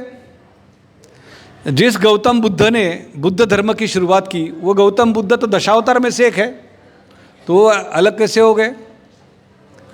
और जिस गुरु गोविंद जी सिंह साहिबा, मतलब जो हमें सिख धर्म है, जिनके गुरु ग्रंथ साहिबा में 8000 बार रामकृष्ण हरि का नाम है, वो अलग कैसे हमसे? तो इन लोगों को इकट्ठा लाने के लिए कुछ तो व्यवस्था होनी चाहिए। तो व्यवस्था है Hindu spiritual and service foundation. Modi ji के मित्र गुरुमूर्ति जी है, उन्होंने ये शुरू की है, और वो मैं महाराष्ट्र का वाइस प्रेसिडेंट करके वो सेवा देखता हूँ। गुरुद्वार, बौद्ध विहार, जैन मंदिर, art of living, Swaminarayan, Ganesh temple, Shivji temple, देवी के टेम्पल, सब दुनियादारी सब हम लोग इकट्ठा आए हैं। हर महीने में एक मीटिंग होती है, कभी गुरुद्वार में होती है, कभी स्वामीनारायण में होती है, कभी इस्कॉन में होती है, और वहाँ हर एक लोग अपना अपना गतिविधियाँ प्रेजेंट करता है। अभी अलग क्या रहता है? कोई गुरु ग्रंथ साहबा का भजन गाता है, कोई गायों के रक्षण करता है, स्वामीनारायण वाले मंदिर खड़े करते हैं, आर्ट ऑफ लिविंग वाले सुदर्शन क्रिया का भी प्रचार करता है, लेकिन प्रभुपाद को ग्लोरीफाई करता है। आर्ट ऑफ लिविंग के हमारे रविशंकर जी, मैं बेंगलोर के उनके आश्रम में गया था, उसूर में, कोसूर या उसूर है, तो वहाँ मैंने देखा कि अपने हज़ारों शिष्यों के सामने क्या बता रहे हैं मालूम है? मैंने सुना है, मेरे आप कान से सुना है। वो बोल रहे हैं कि आपको बनना है तो श्रील प्रभुपाद जैसे बनो। अपने शिष्यों को बोल रहे हैं कि जिन्होंने 70 साल की आयु में जाके पूरे विश्व को बाधाक्रांत कर दिया। भाई, जो व्यक्ति हमारे अपने संस्थापकचार्यों को ग्लोरीफाई कर रहे हैं, हम उनको नाम क्यों रखें? स्वामीनारायण के मंदिर के सब ब्रह्मचारी साधु लोग, वो अपने श्रील प्रभुपाद जी के भागवतम पढ़ते हैं, उनको हम नाम क्यों रखें? गुरु ग्रंथ साहिबा में 8000 बार भगवान कृष्ण के नाम है, तो हम उनको नाम क्यों रखें? तो कोशिश करें हम सब एक प्लेटफॉर्म के ऊपर आ जाए। तो HSSF के माध्यम से हम लोग हर महीने में इकट्ठा आते हैं, बात करते हैं, एक दूसरे के साथ शेयर करते हैं, और सबके साथ जितना हमारे पास ज्ञान है भक्ति में, वो किसके पास है बताइए? श्रील प्रभुपाद जी ने हमको इतने सब ग्रंथ दिए। तो एक समय ऐसा आता है कि लोग बोलते हैं कि तुम ही बोलो, हम सुनते हैं। वो 2-4 मीटिंग में उनका खजाना खत्म हो जाता है। अभी हर बार ऐसा होता है कि मीटिंग कहाँ भी हो, कॉन्सर्ट मीटिंग जैसा ही चलता है वो, क्योंकि हमें अपना कैसेट शुरू कर देते हैं। तो ये सब अपॉर्चुनिटी है, आप उसको एक अपॉर्चुनिटी के रूप में देखिए। कार्य करने के लिए हम सब कम पड़ेंगे, हमें इस प्रकार का कार्य करना चाहिए। तो छठवां तर्पण फाउंडेशन है। हम देखते हैं कि अभी महाराष्ट्र में मैं तर्पण फाउंडेशन का डायरेक्टर हूँ। तो महाराष्ट्र में 360 ऑर्फनेजेस है। गवर्नमेंट का रूल है कि 18 साल के बाद जो स्त्री है या पुरुष है, मेल या फीमेल जो भी बच्चे हैं, उनको एडल्ट बोला जाता है। अभी 18 साल के बाद उनको बोला जाता है जाओ अभी पैसा कमाओ, और लड़कियों को बोला जाता है आप शादी करो कहाँ तो जाके, लड़कों को बोला जाता है आप जाओ पैसे कमाओ, जॉब करो। अभी बताइए 18 साल के बच्चे हमारे भी अपने घर में हैं, क्या ज्ञान होता है, कितना व्यवहारिक ज्ञान होता है हमारे बच्चों को 18 साल में बाहर जाकर जॉब करने का। वो बेचारे फंस जाते हैं, वो मिशनरी लोग उठाते हैं उनको, कन्वर्जन करते हैं, रस्से के ऊपर खड़े करते हैं, रहने के लिए जगह मिला, खाने के लिए मिला, आदमी बोलता है चलो भाई कर लेता हूँ आप जो बोलेंगे वो। लड़कियों का तो बहुत बुरा हाल होता है, बूढ़े बूढ़े लोगों के साथ शादी किया जाता है उनका। तो हम यहाँ खड़े हो गए, पूरे महाराष्ट्र में जो 36-35 डिस्ट्रिक्ट्स है वहाँ से हर एक से 2-2 हस्बैंड वाइफ को डायरेक्टर करके हमने बनाया, और आज तक 3 सालों में हमने 1600 बच्चों का हायर एजुकेशन किया, 6 लड़कियों का शादी किया और कन्वर्जन को बचाया। क्योंकि एक जगह हम कन्वर्जन को नाम रखते हैं लेकिन मटेरियल लेवल के भी ऊपर हम उनको सपोर्ट नहीं करें तो कन्वर्जन तो कैसा रुकेगा बताइए। छोटे मोटे उनके मदद, उनको कहाँ रहने की सुविधा कर लेना, उनको एक माँ बाप के जैसे प्यार देना, उनको एजुकेशन के लिए मदद करना, बस यही करने से बेचारे बच गए। अदरवाइज आज यही लोग कोई तो जॉन और डॉन करके खड़े रहते थे। तो ये सब चीज़ें जो है सनातन धर्म के साथ जुड़ी हुई है। तो इस प्रकार हम देखते हैं कि, और इसके अलावा अपने हॉबीज़, सपोज अपने हर एक को अपना अपना एक हॉबी है। जैसे माता लोगों को कुकिंग होता है, किसी को व्यवस्थापन में रुचि है, किसी को प्रशासन में रुचि है ना, किसी को व्यापार में रुचि है कि पैसे के बिना समझता ही नहीं है। कुछ गलत नहीं है व्यापार करना, जब वो व्यापार में से अच्छा खासा अमाउंट हम मंदिर के लिए दे रहे हैं ना, तो हम बहुत दबा के पैसा कमाना चाहिए। किसने बोला है पैसा नहीं कमाना है? पैसा लेके प्रभु जी लोगों के हाथ में लाके दीजिए, बड़े बड़े मंदिर बनने का काम वो करेंगे। छत्रपति शिवाजी महाराज तुकाराम महाराज जी को बोले थे कि जब ये दोनों एक दूसरे को मिले ना, तब शिवाजी महाराज का उम्र 20 था और तुकाराम महाराज जी का उम्र 40 था। और ये दोनों मिले, पूना का जो एयरपोर्ट है उसको लोहगांव एयरपोर्ट बोला जाता है, तो वहाँ एक लोहगांव नाम का गांव है, उधर एक विट्ठल का मंदिर है। उस मंदिर में ये दोनों की फर्स्ट मीटिंग हुई थी। तो उस मीटिंग में तुकाराम महाराज शिवाजी महाराज को बोले कि आपके कीर्तन में जब बैठता हूँ और आपसे जब विट्ठल नाम का महिमा सुनता हूँ, आपके अभंग सुनता हूँ और भगवान का लीला का गुणगान करता हूँ, तब मन में ऐसा आता है कि मैं भी अपना सब कुछ छोड़ के आपके चरण कमलों की ओर बैठूँ। तो छत्रपति शिवाजी महाराज को तुकाराम महाराज ने देखा और कहा कि तुम्हें तो सनातन धर्म का रक्षण करना है, मेरा प्रचार और तुम्हारा संरक्षण प्रजा के बारे में, धर्म के बारे में वो सेम ही है। मैं सिर्फ भक्ति का प्रचार कर रहा हूँ और तुम वही मंदिरों का रक्षण कर रहे हो, तो हम दोनों अलग नहीं है, डरो मत। तब तुकाराम महाराज जी को शिवाजी महाराज ने बोला कि आप मेरे घर में चलिए ना, मेरे दरबार में चलिए, मैं आपका स्वागत सम्मान करना चाहता हूँ, आपको कुछ अवार्ड रिवॉर्ड देना चाहता हूँ, आपको कुछ गोल्ड देना चाहता हूँ, आपको कुछ धन संपत्ति देना चाहता हूँ। तो शिला तो तुकाराम महाराज जी ने उनको बोला कि मुझे निद्रेसी पाषाण वर्ती आकाशाचे आवरण, मुझे सोने के लिए पत्थर और ओढ़ने के लिए आकाश की चद्दर है। रायाची ये घरी भाग्यवंता मान, इतरा सन्मान नाही तेथे, कि तेरे घर में राजा सौभाग्यशाली भाग्यशाली लोगों का सम्मान होना चाहिए। इतरा मतलब मेरे जैसे अभागी लोगों को क्यों लेके जा रहा है? मैं तो ऐसा ही फटीचर हूँ, मेरा क्या काम है राजमहल में? तो बोले नहीं महाराज, आपको आना पड़ेगा, मैंने इतना आपको धन संपत्ति दिया, आपने सब घर से वापस भेज दिया। शिवाजी महाराज ने उनको घर में भेजा था, पूरा गोल्ड और ज्वेलरी और सब कुछ, तो बहुत प्रेम से उन्होंने वापस भेज दिया कि मुझे नहीं चाहिए ये। तो शिवाजी महाराज दुखी होकर उनको मिलने के लिए गए थे कि तुकाराम महाराज आपने क्यों नहीं लिया, मैंने इतना सब आपको उपहार भेजे थे, तो आपको लेना पड़ेगा, अभी मैं आपको देने के लिए स्वयं आया हूँ, आपको कुछ ना कुछ तो लेना पड़ेगा। तो बोले आप मुझे देना चाहते हो तो मैं जो मांगूंगा वो दे देंगे? और बोले हाँ दे दूंगा। तो तुकाराम जी ने छत्रपति शिवाजी को मांगा, कंठी मिरवा तुळशी व्रत करा एकादशी, तेन्हे अभी सुखी मना विठ्ठल विठ्ठल मुखी। उन्होंने बोला कंठी मिरवा तुळशी, कि शिवाजी गले में तुलसी की माला पहनो, व्रत करा एकादशी, एकादशी करना शुरू करो, तेने अभी सुखी, मैं तब सुखी हो जाऊंगा जब तुम मना विठ्ठल विठ्ठल मुखी, जब तुम अपने मुख से विठ्ठल विठ्ठल कहोगे। देखिए एक वैष्णव महान संत ने एक महान छत्रपति शिवाजी महाराज जी को भी क्या चीज़ मांगी है कि राजा मुझे आपका सोना नहीं चाहिए, मुझे आपकी संपत्ति नहीं चाहिए, मुझे आपका सम्मान नहीं चाहिए, ये बर्जरी वस्त्र नहीं चाहिए, मुझे आपका राजमहल भी नहीं चाहिए। देना है तो तुलसी की माला पहनो, एकादशी का व्रत करो और विट्ठल जी के पवित्र नाम का जप करो। हरे कृष्णा कृष्णा कृष्णा हरे हरे, हरे राम राम राम हरे हरे। सो कभी कभी ये सब कार्य करते समय ऐसा हो सकता है कि हमें डर लगे कि ऐसा तो नहीं ना कि हम भौतिकता की ओर जा रहे हैं। तो हमें इस प्रकार के साधु संतों का दिए हुए उपदेशों का ध्यान में रखना चाहिए। और इसी उपदेश के ऊपर छत्रपति शिवाजी महाराज जी ने हिंदवी स्वराज्य जो खड़ा किया, जिसकी प्रेरणा आज तक लोगों को मिलती है। आज तक शिवाजी महाराज की प्रेरणा सभी लोगों को मिलती है। तो ये करते समय हमें याद रखना है कि ये सब कार्य करते समय हमें व्यक्तिगत अपनी साधना भी अच्छी करनी चाहिए।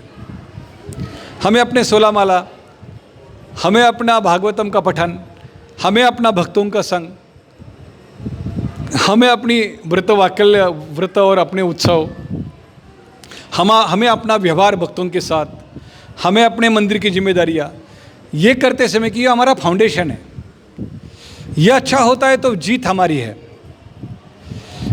भगवान कृष्ण अर्जुन और दुर्योधन के रथ वाली स्टोरी है कि जिसके रथ में कृष्ण है उनकी जीत है, और जिनके रथ में भगवान कृष्ण नहीं है उनकी हार है।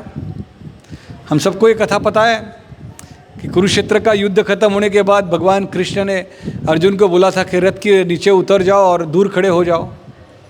तब अर्जुन ने रिस्पेक्ट देने के लिए अर्जुन भगवान को बोला कि पहले आप, तो भगवान बोले नीचे उतर के दूर खड़े रहो, पहले आप वाला मामला ये नहीं चलेगा। तो जब अर्जुन नीचे उतर के खड़े रहे दूर, और जब जिस मोमेंट में भगवान के चरण कमल उस रथ के ऊपर के नीचे गिर गए, तब वो रथ का बड़ा विस्फोट हो गया। और तब अर्जुन को पता चला कि मैं तो धनुष्य मार रहा था, युद्ध कर रहा था, लेकिन रियल प्रोटेक्शन तो मुझे भगवान ने दिया था। तो इस संरक्षण को, इस कवच को हमें ध्यान में रखना है कि हम इतने सारे कार्य करेंगे, लेकिन हमें कवच जो मिलेगा, वो कवच कुंडल जो मिलेगा, वो हमारे हरिनाम संकीर्तन का है। वो हमारे गुरु महाराज जी ने जो हमें 4 पहलू दिए हैं, ABCD, A stand for association, B stand for book reading, C stand for chanting and D stand for diet. वही हमारा प्रोटेक्शन है। वही करके ही हम आगे ये सब कार्य कर सकते हैं। अभी बात बची है सोशल वर्क की। विचार आता है कि जब हम रिज़ाइन करें तब हम अपना घर गृहस्थी कैसे चलाएं। तो मुझे परसों एक राधेश्याम प्रभु जी ने वानप्रस्थी लोगों को एक लेक्चर देने के लिए बोला था, और ऐसे हमारे मंदिर के 101 लोग अच्छे खासे बड़े बड़े स्किलफुल, पुणे तो एजुकेशन हब है, दुनिया भर के यूनिवर्सिटीज़ पुणे में पड़ी है। Pune is one of the very well known city in India. तो कई सारे भक्त भी ऐसे पढ़े लिखे हैं, तो सब आके पढ़े थे। तो राधेश्याम प्रभु बोले कि उनको तुम वानप्रस्थ के बारे में ट्रेनिंग देना। तो हमने बोला ठीक है। तो सबसे पहले लोगों को लगा कि अब ये श्वेदी प्रभु बताएंगे कि सब कुछ छोड़ो और मंदिर में आके बैठो, ये बताएंगे। तो हमने उनको एक डेटा शेयर किया उनके साथ। हमने उनको बताया कि लंदन मेडिकल ऑफ जर्नल ने एक डेटा पब्लिश किया है। उस डेटा में ऐसे कहा है कि द मोस्ट प्रोडक्टिव एज क्या है, उसके ऊपर रिसर्च किया गया। Most productive age in the world 30 है, 40 है, 50 है, 60 है, 70 है, 80 है, उसके ऊपर रिसर्च किया गया। और जब रिसर्च किया जाता है तब काफ़ी अध्ययन किया जाता है, एक बड़ी टीम होती है, उसके पीछे डेटाबेस होता है, उसके पीछे केसेस होते हैं, एक्सपेरिमेंट होते हैं। उसके ऊपर निकाला गया कि दुनिया का सबसे प्रोडक्टिव एज जो 60 to 70 है। इस दुनिया के सबसे प्रोडक्टिव काम करने वाले जो लोग होते हैं वो 60 के 70 के बीच में किया जाता है। और उन्होंने बताया कि उसका क्या रिसर्च उनके पीछे दिया उन्होंने, जो उसके पीछे जो प्रूफ दिए, वो प्रूफ ये दिए कि फॉर्च्यून 500 कंपनी जो वर्ल्ड में है उसके सभी मैनेजिंग डायरेक्टर 60 के 70 के बीच में हैं। तो इसीलिए 60 के 70 का उम्र ये सब चुपचाप हाथ बांध के बैठने का नहीं है। 60 के 70 की उम्र में हमने अपने अपने अलग अलग क्षेत्र में जो हमने जो हमारे जॉब किए हैं, हमारे अर्निंग किए हैं, हमारे स्किल्स दिखाए है, उसका पूरा मैच्योरिटी हमारे पास में होता है। इसी उम्र में हमें पता होता है कि कैसे डील करना चाहिए। इसी उम्र में हमारे अपनी कई सारे आशा अपेक्षाएं इच्छाएं हमने पूरी की होती है और अभी थोड़ा सा संतुष्टि सेटिस्फेक्शन आया रहता है। तो ये राइट उम्र है कि जहाँ हम इसका सब हमारे नॉलेज का उपयोग, चाहे एक अच्छी कंपनी खड़ा करके वहाँ से उत्पन्न लाके वो भक्तों में जॉब देकर उसका पैसा लेके मंदिर में लाके, ऐसा भी कुछ सोच सकना भी कृष्ण भावना है। कृष्ण भावना मतलब अपनी कला भगवान की सेवा में लगाना है। कृष्ण भावना मतलब हमारा कौशल्य भगवान की सेवा में लगाना है। कृष्ण भावना मतलब हमारी अपनी व्यक्तिगत साधना भगवान की सेवा में लगाना है। कृष्ण भावना मतलब अपना मन भगवान की सेवा में लगाना है। कृष्ण भावना मतलब हमारा शरीर, हमारी बुद्धि, हमारा धन भगवान की सेवा में लगाना है। अपन जिसके पास धन है वो भगवान के लिए खुल के धन देना चाहिए और उतना अर्निंग भी करना चाहिए, वापस सेकंड ईयर में भी देना चाहिए, सालों साल देते रहना चाहिए। कृष्ण भावना मतलब जिसके पास समय है उसने खुल के समय देना चाहिए। तो इस प्रकार का एक उत्साही वर्धक कार्य करेंगे तो इस दुनिया को भी हम वैकुंठ में परावर्तित कर सकते हैं। तो क्या कठिन है? श्रील प्रभुपाद जी ने बोला है कि मैंने हर एक शहर में एक वैकुंठ खड़ा कर दिया है। जिस मोमेंट हम मंदिर के अंदर आते हैं हमें सबको महसूस होता है कि मंदिर का विशुद्ध सत्वगुण, ये पूरे विश्व में 3 गुण से दुनिया भरी है, शुद्ध रजोगुण, तमोगुण, रजोगुण और सत्वगुण से, mode of ignorance, mode of passion, mode of goodness, ये 3 गुणों से दुनिया में लोग भरी है। मूड ऑफ इग्नोरेंस हमें क्रोध आता है, मूड ऑफ पैशन से हमें काम वासना आती है और मूड ऑफ सत्वगुण से हमें एक सुख का अनुभव हम कर सकते हैं व्यक्तिगत जीवन में। तो ये गीता, भागवत, रामायण, मंदिर, इससे सत्वगुण में बढ़ावा आ जाता है। अब भगवान के भक्ति से हम विशुद्ध सत्वगुण में ऊपर उठते हैं। इसलिए कई सारे लोग बोलते हैं कि आपके मंदिर का भक्त, चाहे वो रिक्शा वाला हो, टैक्सी ड्राइवर हो, प्यून हो, IIT हो, बिजनेसमैन हो, सबके सब ऐसे, सबके चेहरे ऐसे हंसे हुए, वैकुंठ से उतरे हुए जय विजय जैसे दिखते हैं। ये क्या है? तो अपने साधना का परिणाम है। हमारे गुरु शिष्य परंपरा में हमको जो मिला है उसका ये फल है। नहीं तो हम याद करो 25 साल के पहले हमारा भयानक फोटो, हम कितने भयानक दिखते थे, और यही आज 25 साल के लोग बोलते क्या सुंदर दिखते आप। तो ये सब साधना का सौंदर्य है, वो कुछ इसका ये नहीं है, कोई क्रीम और पाउडर का ये सौंदर्य नहीं है, व्यक्तिगत साधना के भगवान के बल का ताकत है।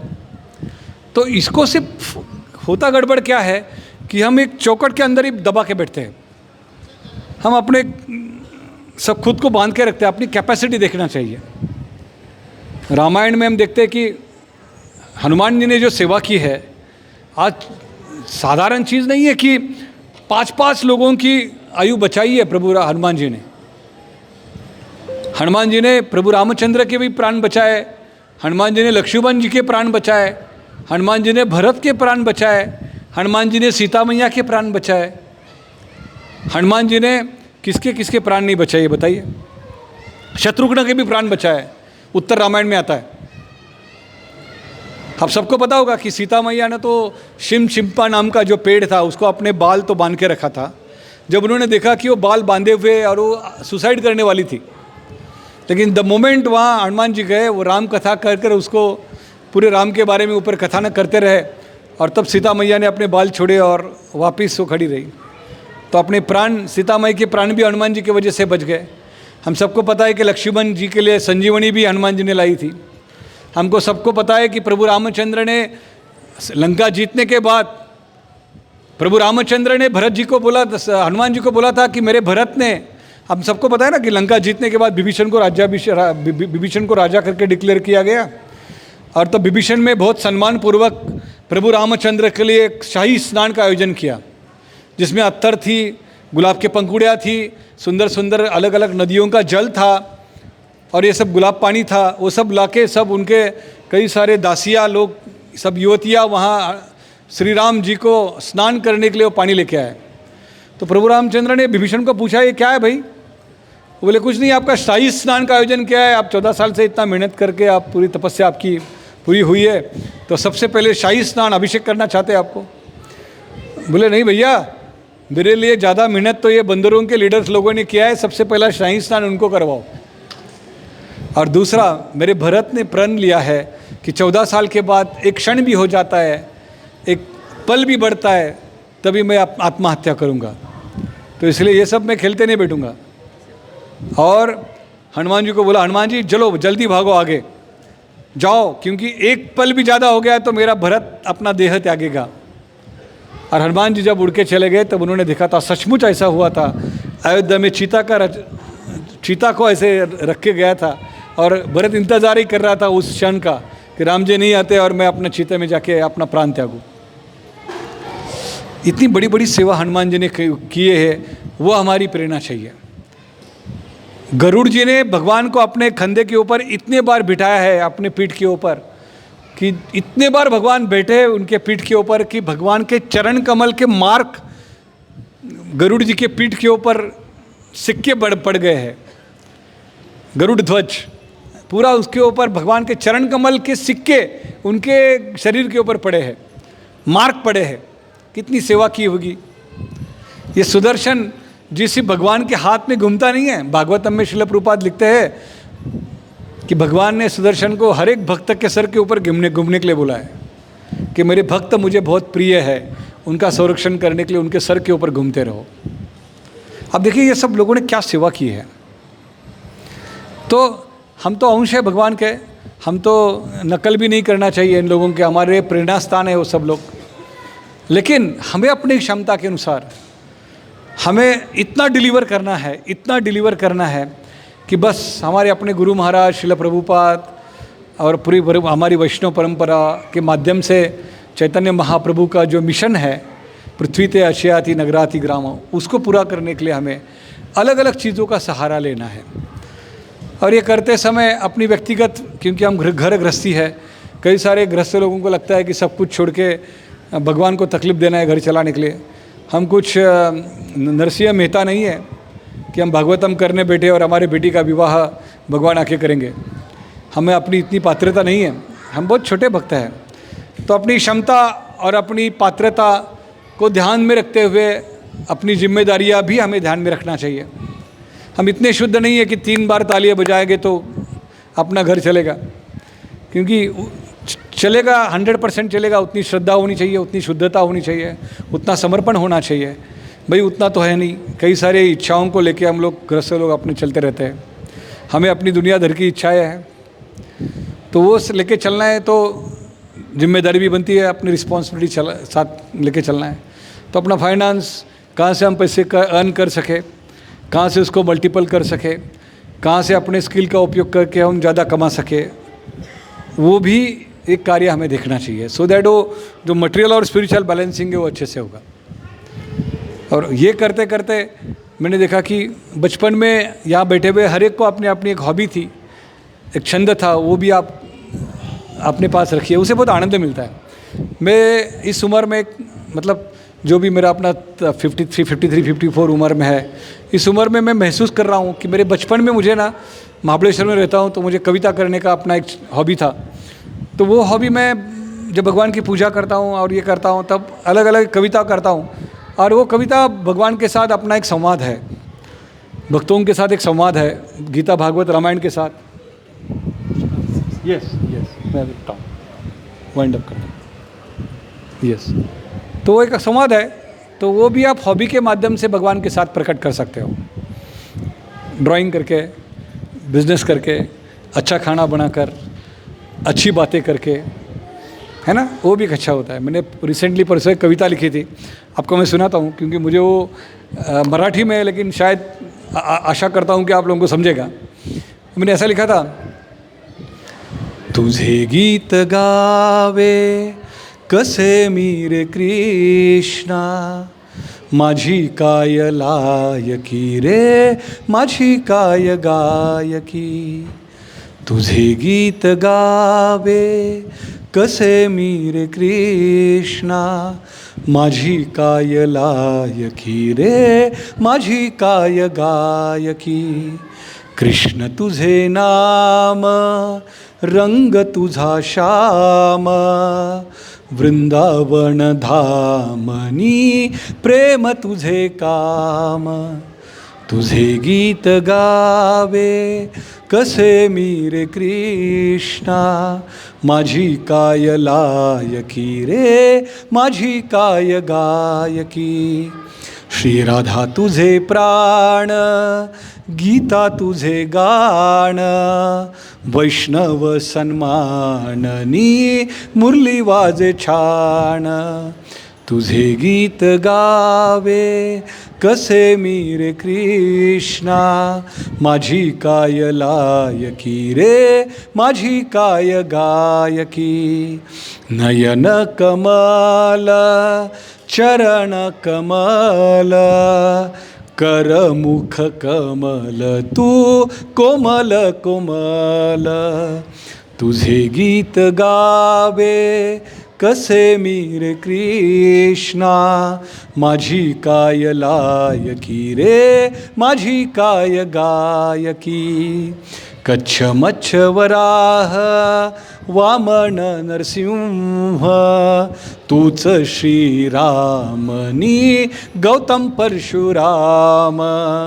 तुझे गीत गावे कसे मी रे कृष्णा, माझी काय लायकी रे, माझी काय गायकी. ये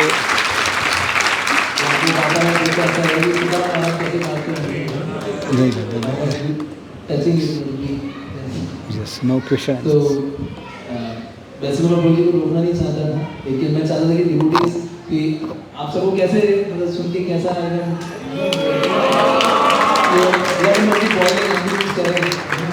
तो मैं चाहता कि डिवोटीज खुल के थोड़े से क्वेश्चन पूछ सकें जो भी आप लोग, क्योंकि he is one of very very experience गृहस्था जो कि इतने सालों से मंदिर में बहुत कंट्रीब्यूशन, बहुत सारी सेवाएं दे रहे हैं. तो अगर आप लोग कोई क्वेश्चन हैं, आप लोग पूछना चाहते हैं, तो मोस्ट वेलकम कि आप लोग प्रभु से ये क्वेश्चन आंसर पूछ सकते हैं, कॉन्टेक्ट कर सकते हैं. तो मैं जो आएंगे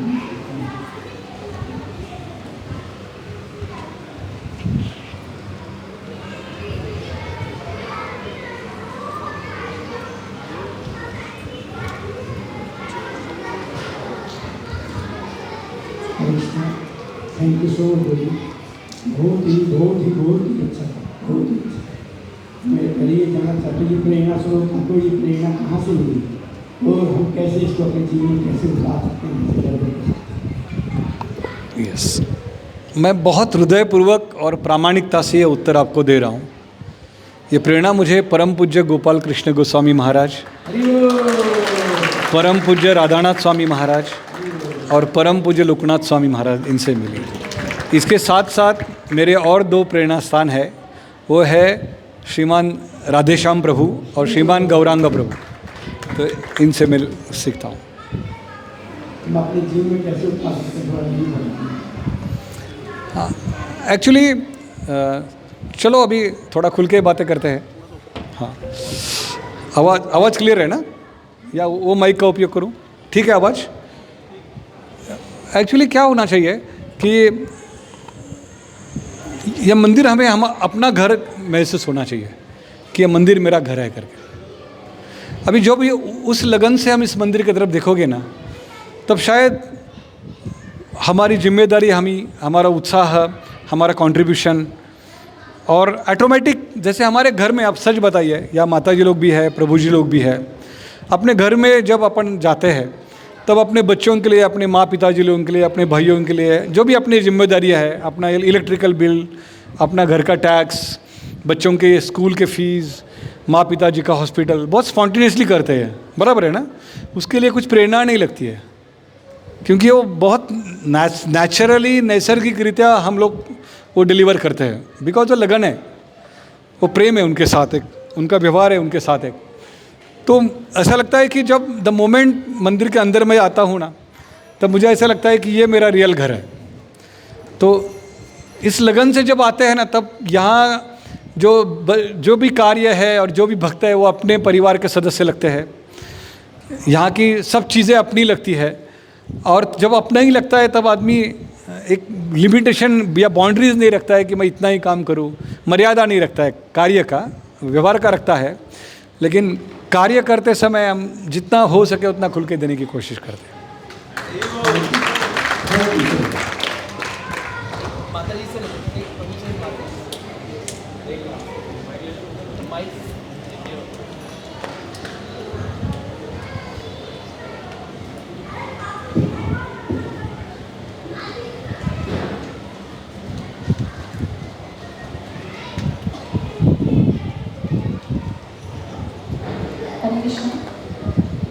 हरे कृष्ण प्रणाम। थैंक यू सो मच गुरु जी, बहुत मोटिवेशन था। गुरु जी जैसे हम घर में गृहस्था से जैसे तो हमारी क्लासेस होती हैं और अपनी साधना होती है और घर के अपनी गृहस्थी के काम भी होते हैं, तो कई बार ऐसा लगता है कि बच्चों से हमारा जो इंटरेक्शन है बहुत कम होता जा रहा है। तो उसकी वजह से क्या होता है, कनेक्टिविटी मुझे ऐसा लगता है कि कहीं ना कहीं थोड़ी ब्रेक हो रही है कनेक्टिविटी बच्चों के साथ। तो क्या होता है उनकी लाइफ में क्या हो रहा है क्या नहीं हो रहा, तो जहाँ मैं मुझे खड़ा होना चाहिए था मैं वहाँ कई बार सिप कर जाती, मतलब मुझे लगता है कि मुझे यहाँ पर रोल था तो मैं वहाँ प्ले नहीं कर रहा है, तो कई बार गिल्टी फील होता है इस चीज़ को लेकर। और प्रभु जी दूसरा क्वेश्चन यही है कि हम सेवाएं करना चाहते हैं पर कई बार हमारा एज फैक्टर आ जाता है, हमारे हेल्थ अलाउ नहीं करती है हमें कुछ ऐसा करने के लिए, तो हम अपने आप को क्या सोच के अपने आप को प्रेरणा दे सकते हैं? नहीं, आपका आखिरी का क्या था, आपने क्या बोला, क्या करना चाहते हैं वगैरह उसको टैकल? सेकंड क्वेश्चन तो मुझे ये मेरा कि हम सेवाएं करना चाहते हैं, कई बार बहुत इच्छा होती है हमारी, बट हमारे कुछ हेल्थ इश्यूज होते हैं, एज फैक्टर होता है हमारा, तो उसमें हम बहुत ज़्यादा परेशान हो जाते हैं, करना भी चाहते हैं लेकिन बॉडी हमारी अलाउ नहीं कर रही है, तो हम बहुत अपने आप को गिल्टी भी फील करते हैं वहाँ पर भी। तो अपने आप को कैसे हम प्रभु जी उसका अपने आप को इंस्पायर कर सकते हैं? आपका सवाल बहुत अच्छा है माता जी, कि क्योंकि ये बैलेंसिंग सिर्फ गृहस्थाश्रम में ही करना पड़ता है। तो जहाँ तक मैंने बात करते समय एक बात की थी, अपने क्षमता के अनुसार, अभी अपनी क्षमता परिस्थिति के ऊपर भी निर्भर होती है। अपनी क्षमता, it is not about our capacity, it is about हम क्या सिचुएशन में हम खड़े हैं अभी। मुझे याद है कि परम पूज्य राधानाथ स्वामी महाराज राधा गोपीनाथ मंदिर में कोई एक माता जी ने इस सवाल पूछा था, मतलब ऐसा था कि महाराज के लेक्चर के लिए वो बच्चों को ऐसे छोड़ के सब माता जी लोग महाराज के सामने आके बैठते थे। तो महाराज ने उनको बोला था कि आपके लिए कृष्ण भावना है आपके बच्चे संभालना, तो आप मेरा लेक्चर मत सुनते जाइए, बच्चों को संभालो। क्योंकि जब बच्चे एकदम छोटे होते हैं तब एक माँ को बहुत अच्छे तरफ से उसकी तरफ देखना पड़ता है। अभी बच्चे भी अलग अलग गुण में आते हैं, कोई तमोगुणी होते हैं, कोई रजोगुण में होते हैं, कोई सत्वगुण में होते हैं। सत्वगुणी वाले बेचारा ऐसे ही बैठेगा, मृदंग बजा के शांति से बैठेगा। रजोगुण वाला थोड़ा देर बैठेगा, बाद में इधर जाएगा, इसको करेगा, उसको रोकना पड़ता है। तमोगुण वाला बेचारा सो जाएगा, अच्छा हो गया, जहाँ भी जगह मिल गई सो जाता है वो। तो ऐसे अलग अलग गुण के अनुसार होता है। अभी ये बच्चे, क्योंकि ये बहुत पर्सनल है ना, कि अपना बच्चा कैसा है, कौन से मोड में है, क्या लाइकिंग है। नॉर्मली अपना बच्चा अपने जैसे ही होता है, तो अपने गुण ही उसमें आ जाते हैं। तो सब देखते हुए उसको स्पेस भी देना पड़ता है। अभी मुझे एक बेटी है, मैंने देखा वो, मैं इतना पैशन से भरा हूँ, तो ऐसे होने लगे कि वो 10वीं के बाद मुझे हिमालय में ट्रेकिंग के लिए जाना है, ऐसी बात करने लगी। तो मैंने सोचा कि उसको रोकना मतलब मेरे लिए टफ था, लेकिन 10वीं में उसकी दीक्षा भी हुई थी।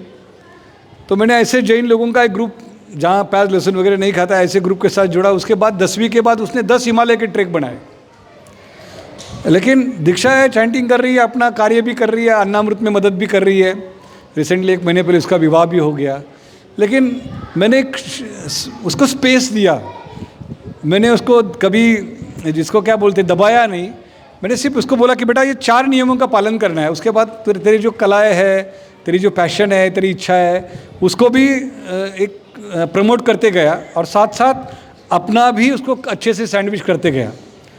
अभी जैसे कि उसको घूमने के, ट्रैवलिंग की बहुत अच्छा लगता था, तो मैं साल में एक बार नैनीताल घूमने के लिए चलो, तो लेकिन उसके साथ भाई चलो उसके आजू बाजू में कौन सा मंदिर है, महाबलेश्वर लेके जाना है, लेकिन उसके बाजू में नरसिंह का मंदिर चलो। तो एक तीर्थ क्षेत्र के साथ, हिल स्टेशन के साथ एक तीर्थ क्षेत्र भी जुड़ता था। अब ये बैलेंसिंग करना पड़ेगा, अदरवाइज मैं सिर्फ उसको क्लब महेंद्र जैसे घूमते लेके बैठूँ तो वो तो ऐसे ही बनेगी, उसको लगेगा कि ऐसा ही जीवन बिताना चाहिए। तो अपने अपने बच्चों का मूड, समय, परिस्थिति देखते हुए करना है। और ये बहुत अच्छी बात है कि ऐसे सिचुएशन में भी आपके मन में विचार आते हैं कि मुझे बहुत सब सेवा करना है, तो सेवा करने की इच्छा की ज्योत आप ऐसे ही जलाते रहिए, क्योंकि समय आने के बाद, क्योंकि वो तो कंटिन्यूस आपके साथ रहेंगे नहीं। अभी बेटी की शादी हो गई, जर्मनी चली गई, अभी मेरे लिए फ्री टाइम है। तो ऐसे ही आपका भी हो जाएगा, बच्चे बड़े हो जाते हैं, कोई जॉब के लिए निकल जाएगा, कोई शादी करके निकल जाएगा, तब आप वो ज्योत को उस समय डिलीवर करिए और अभी अपना बैलेंस करके चलिए। यस प्रभु जी। हरे कृष्ण प्रभु जी। हाँ, आपसे एक विनती है, आपने बताया था कि आपकी संस्था 4 डिफरेंट उसमें एसोसिएटेड है, ऑफिशियल, जैसे एक आपने बताया 2 और एक 5 नहीं 5 जी नहीं, जिसमें आपने बोला था कि गौशाला की आप वो करते हैं आपकी एसोसिएशन और इस तरीके से। Can you repeat those 4 things जिसमें आपका एसोसिएशन है? एक्चुअली 7 है। नेम, हाँ नहीं, 7 मेन है। नाम चाहिए। हाँ नेम, ओके, मुझे लगा मेन है कौन से। सबसे पहला तो इस्कॉन का मैं एक टीएमसी के रूप में एक सेवा देता हूँ, जो भी राधे श्याम प्रभु ने जो दिया है। दूसरा है कि अन्नामृत फाउंडेशन, जिसके माध्यम से 70,000 बच्चों को खाना खिलाता है। अन्नामृत फाउंडेशन वेल नोन है, अपना इस्कॉन का ही एक। हाँ, अन्नामृत फाउंडेशन दिल्ली में भी है, झारखंड में भी है। हाँ, अन्नामृत फाउंडेशन। तीसरा है भक्ति वेदांत रिसर्च सेंटर, BRC करके है, जिसके माध्यम से हम अलग अलग कॉलेज में ये करते हैं। चौथा है HSSF, Hindu spiritual and service foundation. पांचवा है तर्पण फाउंडेशन, जिनके माध्यम से हम ऑर्फन बच्चों को सपोर्ट करते हैं। छठवा है गौ सेवा कमीशन बोर्ड, जिसके माध्यम से गायों को सेवा करता हूँ। और सातवां है मेरे 2 महानाट्य, जो तुकाराम और शिवाजी के ऊपर 150 आर्टिस्ट लेके 5-5 हज़ार लोगों के सामने ड्रामा प्रस्तुत करता हूँ। आप फेसबुक और इंस्टाग्राम पे नहीं? Actually technically I am very weak person. नहीं, अगर आगे आपसे कांटेक्ट करना हो तो कैसे? मेरा नंबर भी लीजिए, लेकिन मैंने कुछ करने की कोशिश की थी, लेकिन समाओ कंसिस्टेंसी नहीं है, और ये सातों काम करते करते समय नहीं, उसको समय निकालना पड़ता है। आप पूना में, हम दिल्ली में, फिर आपसे कैसे कांटेक्ट करें? अरे आप हमारे अपने कई सारे भक्त हैं, अब नंबर दूंगा मैं आपको। Thank you. नंबर दे दीजिए, सबको मिल जाएगा। तो सबका नंबर मिल जाएगा। 9689880796। Thank you sir. श्वेदीप दास।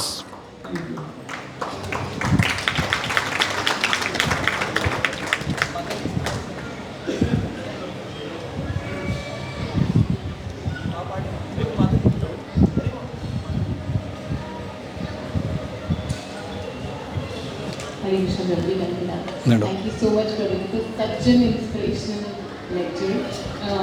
आपने जैसे बताया कि उत्तम भक्त हमें बनना चाहिए, और अपने माता उदाहरण भी दे, और बहुत इंस्पिरेशन मिली है सुनकर कि हम सेवाएं तो करते करने लगते कुछ इतनी लिमिटेड ही सेवा कर ले तो हमारा काम हो गया। But when we heard you now we realize कि नहीं, there is much more that we should do and can do. तो मेरे 2 प्रश्न थे प्रभु जी। जैसे आपने बताया कि साइकोफिजिकल नेचर होता है, जैसे आपने बताया कि आप ग्रस्त हैं और क्षत्रिय उस तरह का दैट इज योर नेचर, पर आपने बोला कि हम वी नो कि हम कौन से नेचर के, पर if I ask my self so I don't know, तो हाउ डू वी आइडेंटिफाई? हम तो ग्रस्त तो हैं, पर हाउ डू वी आइडेंटिफाई कि हम ब्राह्मण है, क्षत्रिय है, शूद्र है या वैश्य? इसको कैसे आइडेंटिफाई करें? पहला प्रश्न ये है। और दूसरा प्रश्न ये है कि आपने बोला कि 60 to 70 is the most productive age. So I understand कि जो मेजर CEOs हैं वो अपने एक्सपीरियंस पोजिशन पर होते हैं, बट वहाँ पर फिजिकल लिमिटेशन भी होती है ना, तो how come that is most productive? चलो, आपका पहला सवाल है कि हमें खुद को कैसे पहचानना है, खुद को कि हम कौन से इसमें हैं। तो इट इज़ वेरी नेचुरल, हम सबको पता है कि अभी हम इतने सब लोग यहाँ बैठे हैं और हर एक व्यक्ति अलग है, सोचने का तरीका है। इसलिए तो हम इस्कॉन में यूनिटी इन डाइवर्सिटी बोलते हैं, है ना, हर एक का। और इसलिए इतने सब गतिविधियाँ भी है, किसी को बुक डिस्ट्रीब्यूशन में इंटरेस्ट है, किसी को कुकिंग में इंटरेस्ट है, किसी को गार्लैंड सेवा में इंटरेस्ट है, किसी को प्रीचिंग में है। तो अलग अलग सेवाएं भी अपने गुण के हिसाब से है। हमारे कार्य से हमारे गुण क्या है वो पता चलता है। अभी आदमी जब प्रशासक है, जिसको मैनेजमेंट करना अच्छा लगता है और पैशनेट है, बैठ के ज़्यादा मतलब ऐसा लगता है कि क्या करूँ, मतलब ऐसा लगता है कि कैसे करूँ ये करूँ या वो करूँ, ऐसे करूँ, ये भी करना चाहिए वो भी करना चाहिए, तो पता चलता है कि हमें पैशन है, क्षत्रिय का प्रशासन का गुण मेरे अंडर बैठा है। हमें लगता है कि भाई बताया उतना किया, शांति से बैठने दो यार, काय के लिए झंझट कर रहे हो मेरे पीछे, तो पता चल रहा है मैं शुद्ध नेचर का हूँ। तीसरा लगता है कि लेक्चर में बैठने के बाद भी सोच रहा है कि भाई आज कैसा भाव चल रहा है मार्केट में, और आज कैसे कमाऊँ, आज मेरे ज़मीन का कितना होगा, आज क्या अपॉर्चुनिटी है। नथिंग रॉन्ग, पैसा कमाना गलत बिल्कुल नहीं है। तो वो वैश्य है। और ब्राह्मण वो कंटिन्यूस भगवान के बारे में सोचता है। हमारे रूप गोस्वामी प्रभु है ऊपर, 24 घंटा वो ब्रह्म, उनको मतलब समझता नहीं कि किस टाइप से, एक हो गया था दूसरा, ये दूसरा हो गया था तीसरा, सिर्फ भगवान के बारे में, कंटिन्यूस भगवान के बारे में सोचना। इमीडिएट पता चलता है कि ये ब्राह्मण वृत्ति है। तो ये वृत्ति थोड़ा सा, और क्या होता है कि मरते दम तक ये हमारा स्वभाव जाता नहीं है। हम देखिए, आप खुद को देखिए, बचपन से हम कैसे थे, जब हम युवावस्था में कैसे थे, आज भी हम कैसे हैं, और मरते दम तक तकलीफ देते जाएंगे लोगों को। अपना एक नेचर होता है ना, लोग बोलते हैं यार इसको कितने बार समझाओ, वो समझता नहीं है, बिकॉज अपना एक नेचर होता है। तो अच्छी बात यह है कि वो पहचान के मेरे लायक, मैं भगवान के सेवा में वो कैसे लगाऊँ।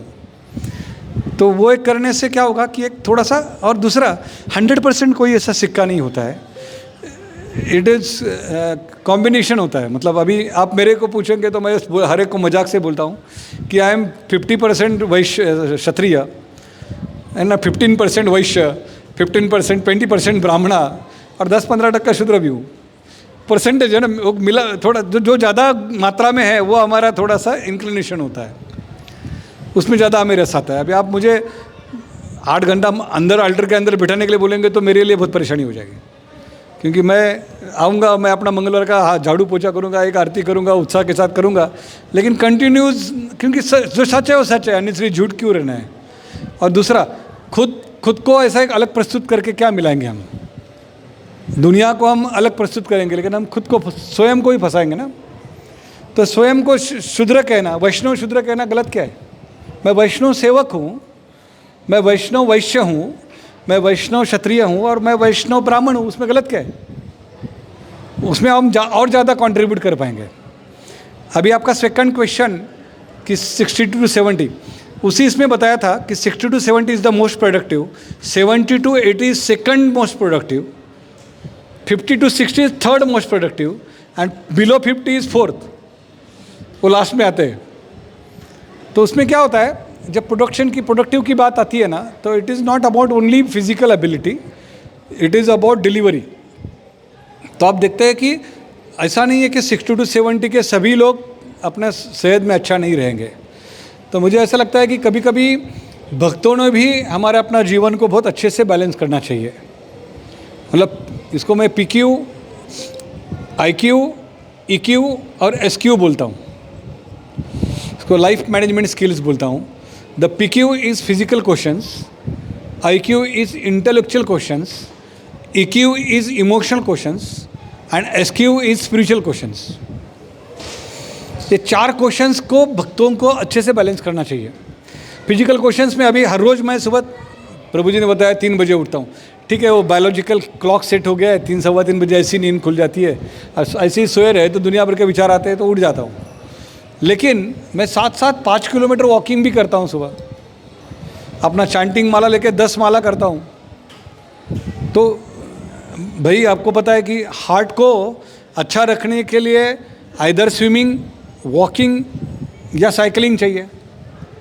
तो हमारी सेहत हम अच्छा नहीं करेंगे तो किसी भक्त के ऊपर बर्डन करके रहेंगे, और वो भक्त घर के भी हो सकते हैं। तो फिजिकली फिटनेस इज़ इम्पॉर्टेंट। तो उसके साथ साथ अपने वात कप पीत के अनुसार या अपने को लाइकिंग अनुसार अपना खाना, अपना 2 टाइम 2 टाइमर 3 टाइमर अपना डिसाइड करना है, तो वो भी एक सेट करना है।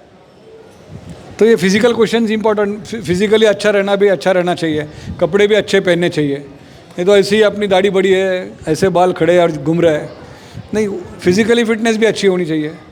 खुद को अच्छा प्रस्तुत करना भी कृष्ण भावना है, कौन बोला वो गलत है।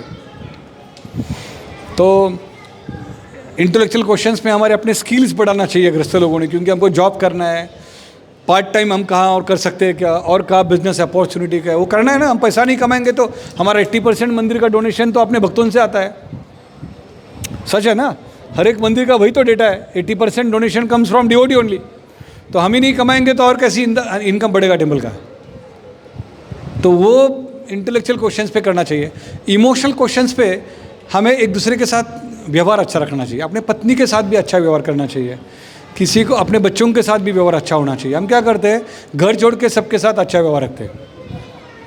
तो ऐसा नहीं, शुरुआत हमारे घर से करनी चाहिए, बहुत अच्छा व्यवहार कि उसको भी एक स्पेस देना चाहिए, उसको भी एक प्लेइंग डिवाइस करके नहीं देखना चाहिए।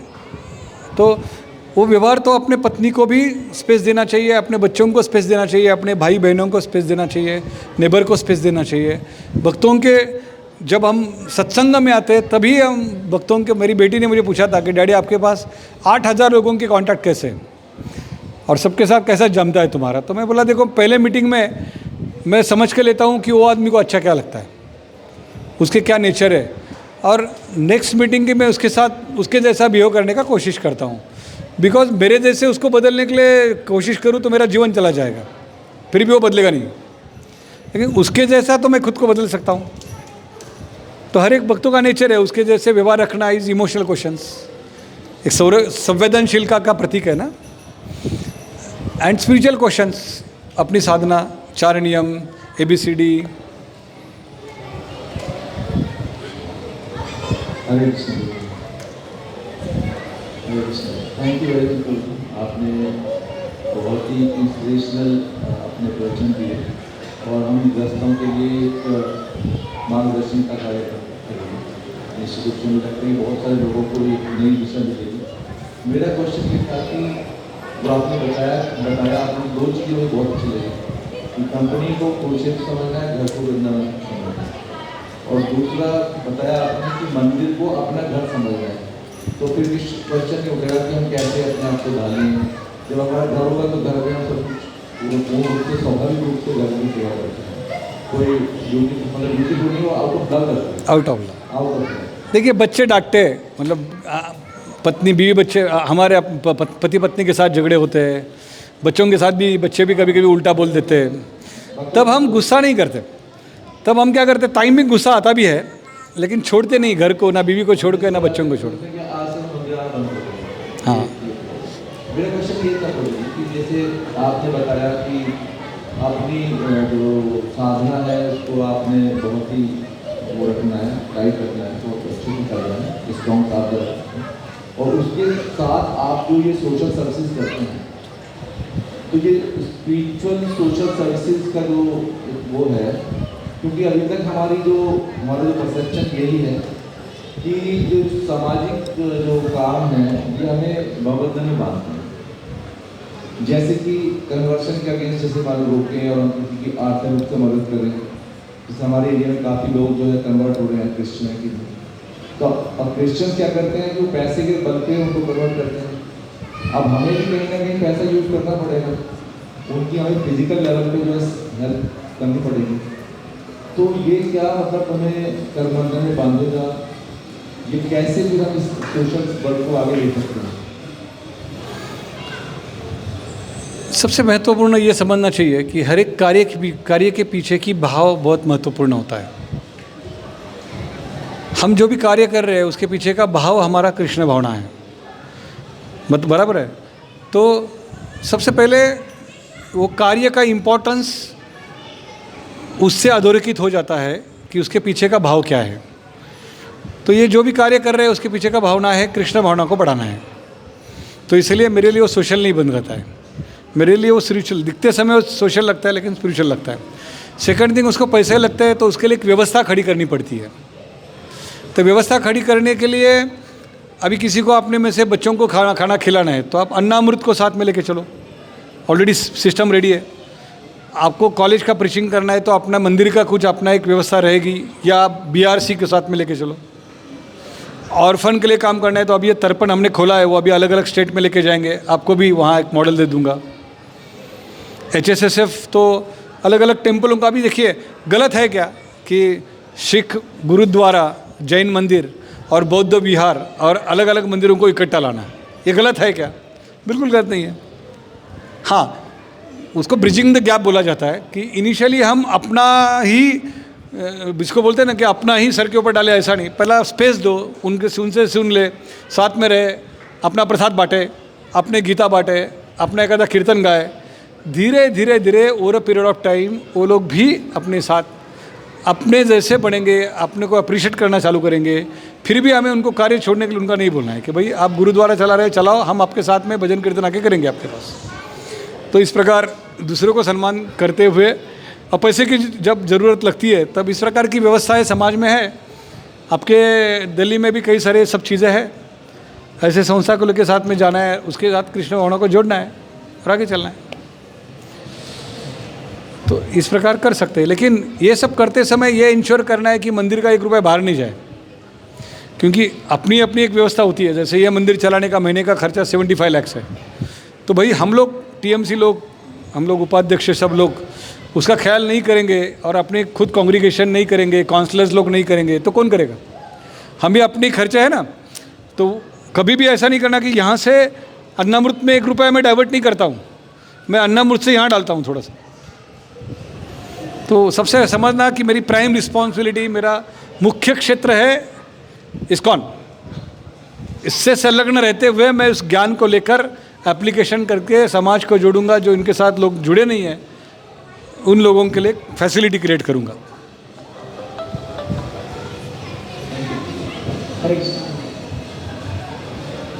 Thank you very much. बहुत बढ़िया लेक्चर था, एकदम उत्साह होने वाला। और आपको तो देख के ऐसा लगता है कि अपने गुणों की भंडार रखा था आपको, और आप जैसे व्यक्ति मिलना, उनके बच्चों होना बहुत दुर्लभ है। तो मेरे 2 क्वेश्चन थे। एक तो आप बड़े बड़े लोगों को ना कल्टिवेट करते हो कृष्णा भवन है ना, तो जैसे बड़े लोगों को कल्टिवेट नहीं करेंगे तो कम समय में ना तो हम ज़्यादा प्रचार नहीं कर पाएंगे। बड़े लोगों को कल्टिवेट करने के लिए क्या योग्यता होना चाहिए, मतलब उनसे कैसा मतलब उनसे मिलना चाहिए? बेसिकली सबसे पहला, मेरे में बहुत दुर्गुण है, मेरा ऐसा गुणों का भंडार है नहीं। बिलीव मी, मतलब देखो हम सब ग्रस्त है, हम एक दूसरे के साथ ट्रांसपेरेंटली बात नहीं करेंगे तो मैं कैसे बताऊं आप लोगों को? नहीं, वो एक मैं मतलब फिलोसॉफिकल नहीं बता रहा हूँ। बिलीव मी, मतलब एक आम आदमी में सब कुछ जो बुरे गुण है वो नहीं, वो कार्य ने मुझे शुद्ध कर दिया, ऐसा उल्टा बोलिए। सचमुच मतलब जो आम आदमी में बुराइयाँ होती है, मुझे भी लोभ है, मुझे भी अपनी दुनिया भर के डिज़ायर्स है, मुझे भी घूमना है, मुझे भी रहना है, मुझे भी मतलब दुनिया भर की चीज़ें हैं अंदर, गंदगी से भरा है, इतना आसान थोड़ा है शुद्ध होना। लेकिन क्योंकि ऐसे भक्तों के साथ में रहता हूँ और इतने अच्छे अच्छे लोगों के साथ 30 साल में संग मिला है, तो उनसे कई सारे चीज़ें, शर्म आती है कभी कभी खुद के ऊपर कि कुछ नहीं हो पा रहा है अपने से, तो इनसे प्रेरणा मिलती है। और दूसरा आपने पूछा कल्टीवेट अमीर लोगों को कैसे करते हैं, तो मुझे ऐसा लगता है कि उनके साथ ना एक प्रेम का व्यवहार बहुत महत्वपूर्ण होता है। मुझे याद है कि राहुल बजाज से मैंने एक बार की बात है, बहुत इंटरेस्टिंग स्टोरी है ये। राहुल बजाज सबको पता है, बजाज कंपनी के मालिक, हमारा बजाज। तो वो बजाज कंपनी के मालिक राहुल बजाज, उनकी पत्नी एक्सपायर हुई थी और न्यूज़पेपर में आया था कि Rupa Rahul Bajaj no more now. तो मैंने पढ़ा टाइम्स ऑफ इंडिया में, तो मैंने बोला, ऐसे मन में आया कि यार बेचारा राहुल बजाज इस मोड में, क्योंकि पुणे में रहता है, तो ये सही समय है कि उसको मंदिर में इनवाइट करना चाहिए। ऐसा जस्ट मन में आया, आप सोचिए एकदम ऐसे ही मन में आ गया कि ये सही समय है कि राहुल बजाज को जाके इनवाइट करना चाहिए। अभी मैंने क्या किया, एक बड़ा फ्रेम खरीदा मंदिर से, एक प्रसाद लिया, एक लेटर लिखा और वो सब लेके बजाज के गेट के ऊपर गया। मेरी पहचान थोड़ी है उनके साथ। बजाज गेट के ऊपर बोला मुझे राहुल बजाज जी को देना है। अभी वो लोग बोले यार ये कौन सा आदमी है, सिक्योरिटी थोड़ा ऐसा कंपनी के अंदर छोड़ता है, क्योंकि कंपनी के अंदर बंगलो है उनका। बोले ठीक है आप रखो, हम लोग साहब के साथ पहुंचा देंगे।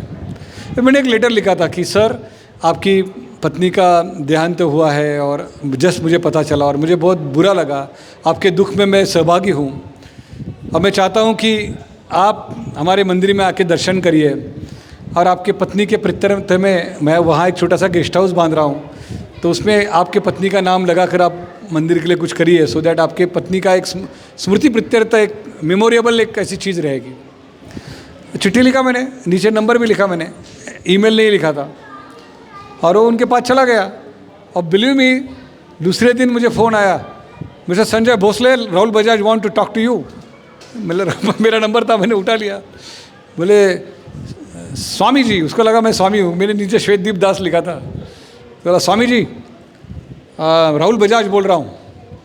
सो वो आपका जो क्या कौन सा स्कीम है जहाँ मेरे पत्नी का नाम लगाना है? मैं बोला ऐसा ऐसा सर, गेस्ट हाउस है।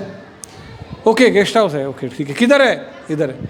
चलो ऐसा करता हूँ, मैं मेरे छोटे भाई को भेज देता हूँ, वो ज़रा दिखा देना उसको क्या है। अभी इसी हॉल में हम सब लोग बैठे थे, उनका छोटा भाई नीरज बजाज आया था, तो मैंने पूरा सेटिंग लगा दिया।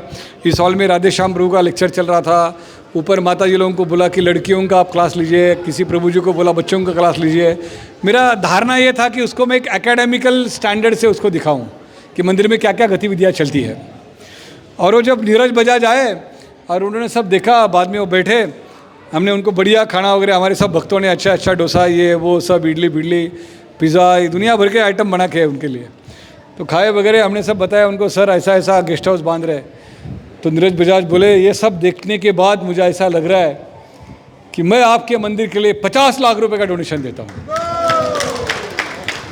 अभी देखा गया तो मैं सेटिस्फाइड हो सकता था, लेकिन मन में ऐसा देखा मैंने। अब मुझे बोला, वो श्वेदीप मुझे वॉशरूम को जाना है। बोला चलो सर। तो मुझे बोला, क्या खुश है? मैंने 50 का डोनेशन आप लोगों को डिक्लेयर किया। तो बोला, सर आपने पूछा करके बोलूँ, गुस्सा नहीं करोगे ना? बोला नहीं, बोलना क्या? बोला देखो, मैं आपकी बजाज कावासाकी चलाता हूँ, मेरे पास बजाज कावासाकी है, और मैं आपका गाड़ी चलाने वाला कस्टमर हूँ। तो गाड़ी चलाने वाले आदमी ने 35 लाख दिया है मेरा अपना डोनेशन, और गाड़ी बनाने वाला भी 50 लाख दिया, तो क्या मतलब है? तो हंसने लगे, बोले बहुत बदमाश है तू, तो मेरा इज्जत निकाल रहा है पूरा। तो यहाँ आके बताया, बोलता है मैं चलो मैं 3 करोड़ रुपए डिक्लेयर करता हूँ। सो क्या होता है, ये अमीर लोगों के साथ है ना, उनके जेब के ऊपर ध्यान में नहीं रखना चाहिए, क्योंकि ना उनको ऐसे प्रेम करने वाले लोग लगते हैं। तो सबसे पहला ना उसको सालों साल देना पड़ता है, बहुत मेहनत करना पड़ता है। बिलीव मी, ये 3 करोड़ अभी 18 करोड़ तक गए हैं। 6 करोड़ उन्होंने गेस्ट हाउस को दिया, 6 करोड़ भक्ति वेदांत हॉस्पिटल मुंबई को दिया। और मुझे फ़ोन किया था उन्होंने कि क्या करूं, कि अक्षय पात्र को दूं कि आपको दूं। तो सिर्फ मेरा रिलेशन था, इसके लिए 6 करोड़ भक्ति वेदांत हॉस्पिटल को दिया और 6 करोड़ अन्नामृत को दिया।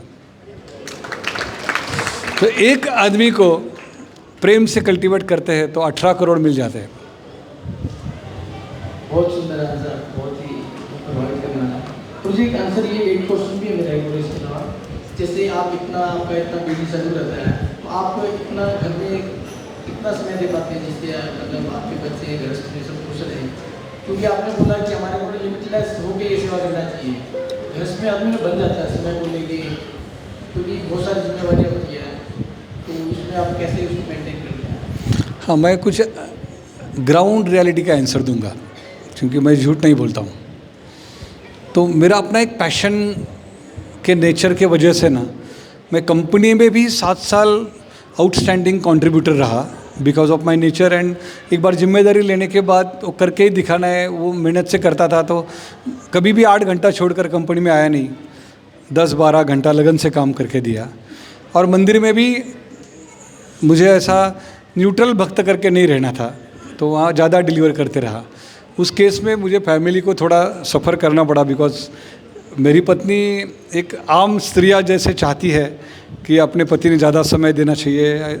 वो एक घरेलू औरत है, वो कभी सामने आके काउंसलर होने के बाद भी आगे नहीं बैठेगी। तो वो उसका अपना एक नेचर था, मेरा एक अपना नेचर था।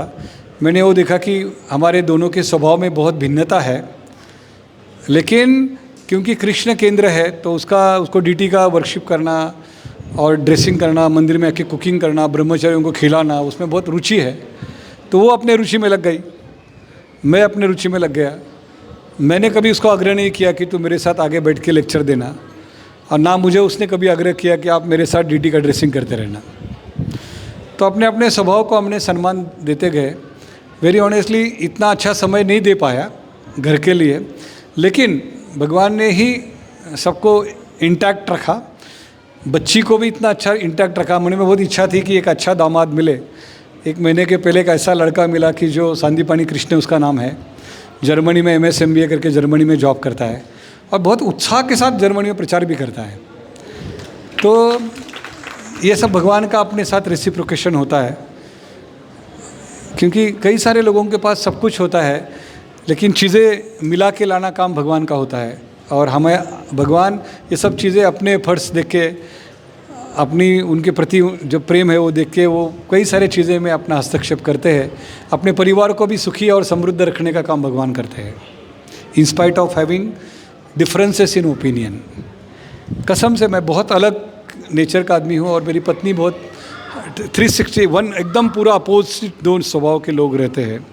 लेकिन कभी भी फ्रिक्शन हर एक घर में जो आम होते हैं वैसे होते भी है, लेकिन एक दूसरे का बहुत ज़्यादा ख्याल करते हैं।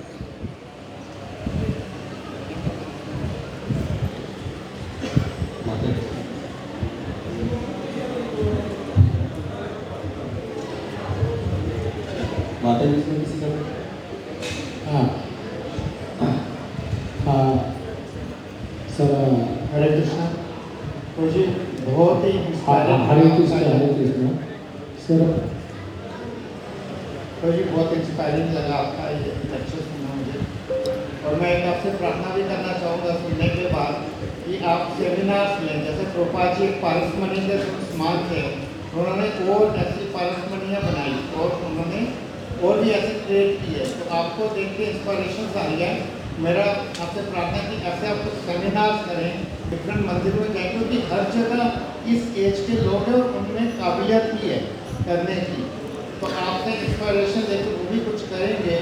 और दूसरा साथ साथ एक और मैं सेकंड वाला क्वेश्चन है कि जिस प्रकार आप एक अच्छा देखा मैंने कि 6, 7, 8 चीज़ों में आप हेड हैं और अलग अलग डायरेक्शन में आप कार्य कर रहे हैं, क्यों आप लोगों ने भी एक, मेरे जो मन में दिमाग में एक बात आई है कि क्यों नहीं आपने भी एक यहाँ पर एक टीम क्रिएट की कि उसके अंदर भी 7 के आप हेड हैं, 7 के कोई और बने, क्योंकि ये अनलिमिटेड स्कोप है इसका।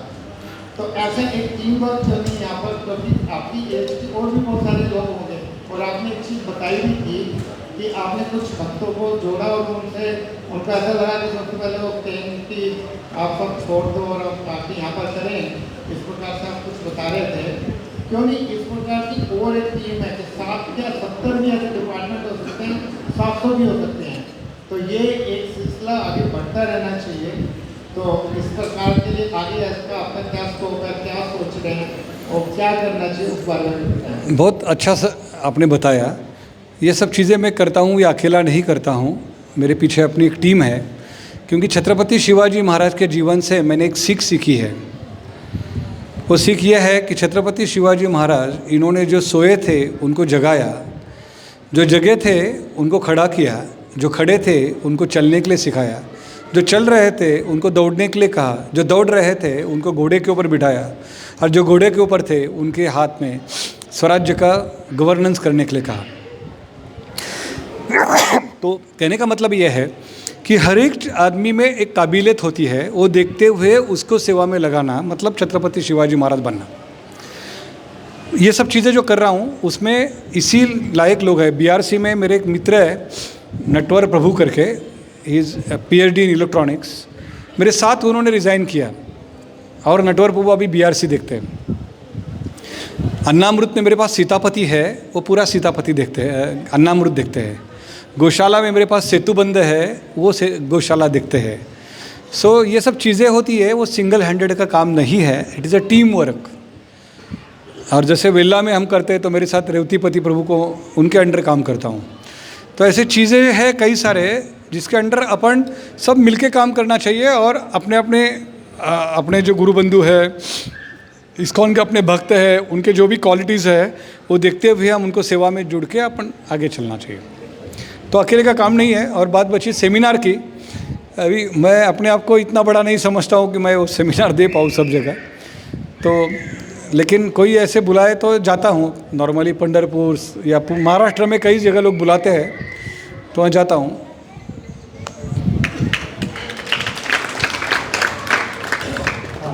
जय कृष्ण।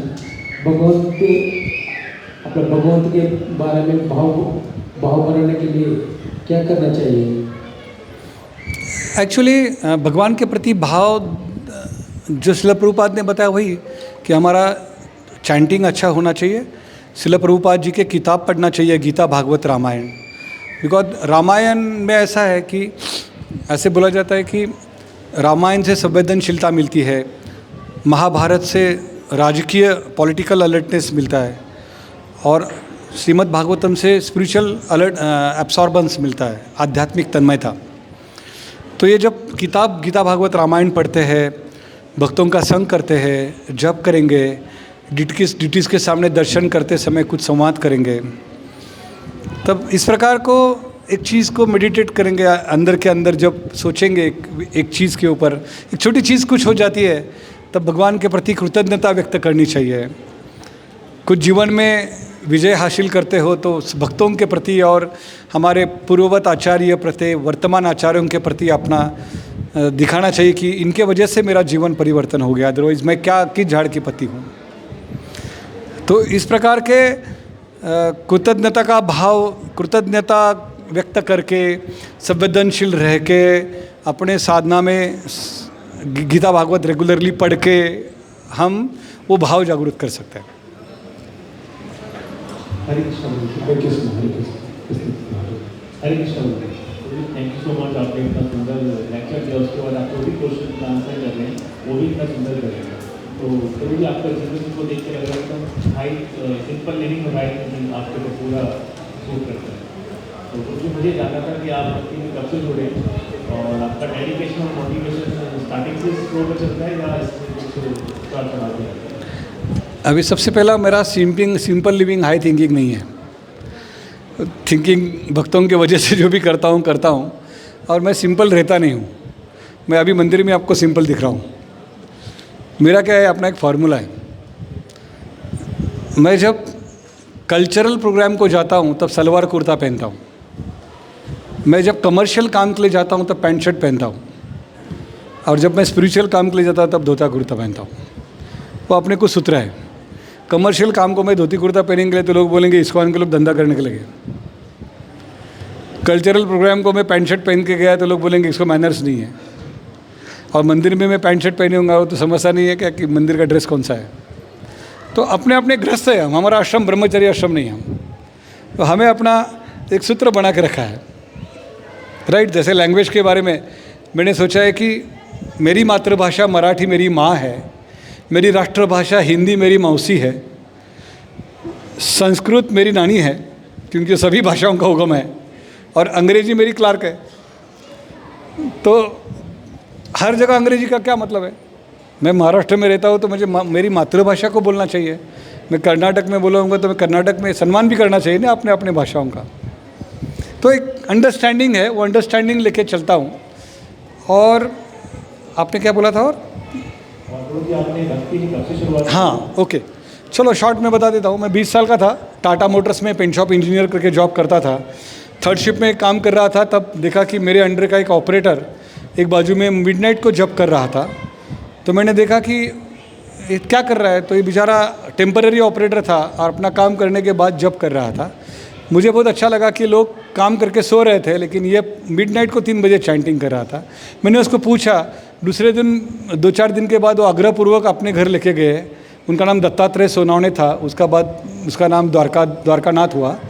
तो उसका छोटा सा घर था, एक चमार जाति के आदमी का, बहुत गरीब घर का लड़का था। अपनी बूढ़ी माँ थी, घर से ज़्यादा सामान मंदिर का था, और उस मंदिर में उसका समर्पण देखते हुए मैं अट्रैक्ट हो गया और उसके पास जाने लगा।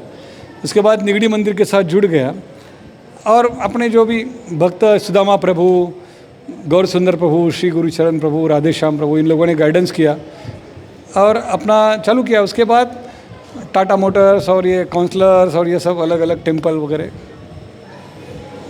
गतिविधियाँ में लग गया। हरे कृष्णा हरे कृष्णा हरे कृष्णा हरे कृष्णा। आवाज नहीं निकलेगी। हरे कृष्णा हरे कृष्णा हरे कृष्णा हरे कृष्णा कृष्णा कृष्णा कृष्णा हरे हरे हरे हरे राम हरे राम हरे हरे राम राम राम राम राम राम हरे हरे। तो क्या था आप लोगों का सेशन? तो आप लोगों के क्वेश्चन सुन के ऐसा बहुत इंस्पायर हुआ। मेरे को भी बहुत ही एक मतलब एक ब्रॉड माइंड थिंकिंग के हिसाब से प्रभु जी ने कैसे हम अपने आप को एंगेज कर सकते हैं, तो प्रभु जी ने बहुत अपने जीवन से दिखाया हमें।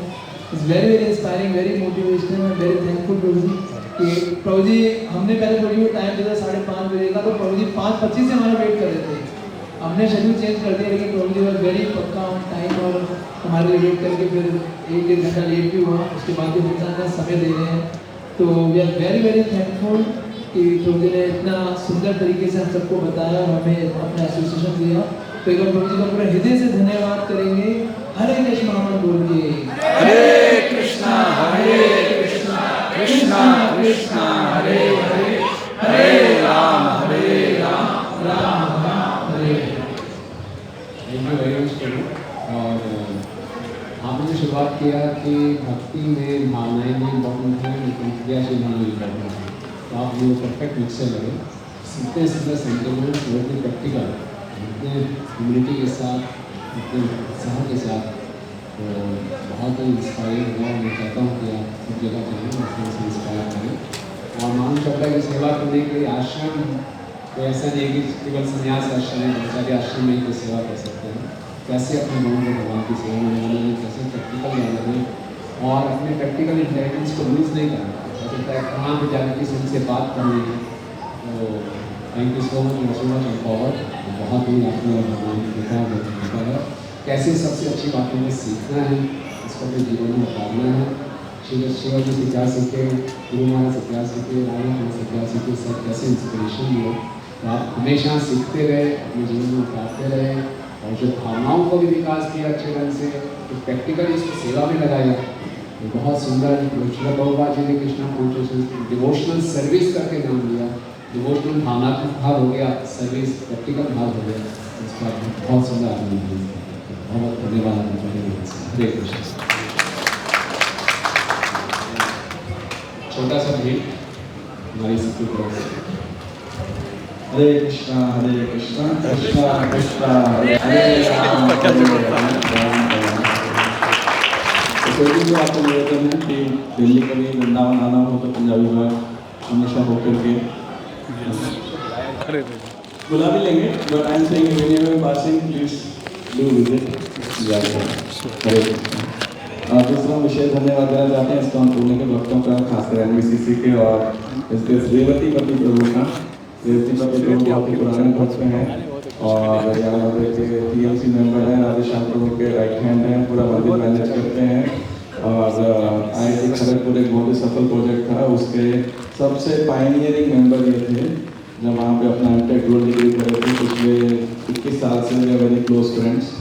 और देवती पति को तो अभी मैं तो कह रहा था हमने आपका पूरा दिन ले लिया है, तो ये 4 बजे से तब से हमारे प्रसाद के लिए और सारा अरेंजमेंट और मैनेजमेंट कर रहे हैं। तो पूरे इस्कॉन पंजाबी बाग कम्युनिटी की तरफ से हम आपका भी बहुत आभार प्रकट करते हैं। And please take a small token of reciprocation. Size और बहुत ही जो है बहुत ही मिलनसार, बहुत ही प्रेमी, बहुत ही हम्बल, बहुत ही डिवोशनल डिवोटी हैं and a very expert manager. So I want to thank you also. Hare Krishna Krishna Krishna Hare Hare Hare Ram Ram Ram. तो एक दो सूचनाएं हैं। तो यहाँ पे भी वैसे भक्त मुझे 70-80 ही दिख रहे हैं। कितने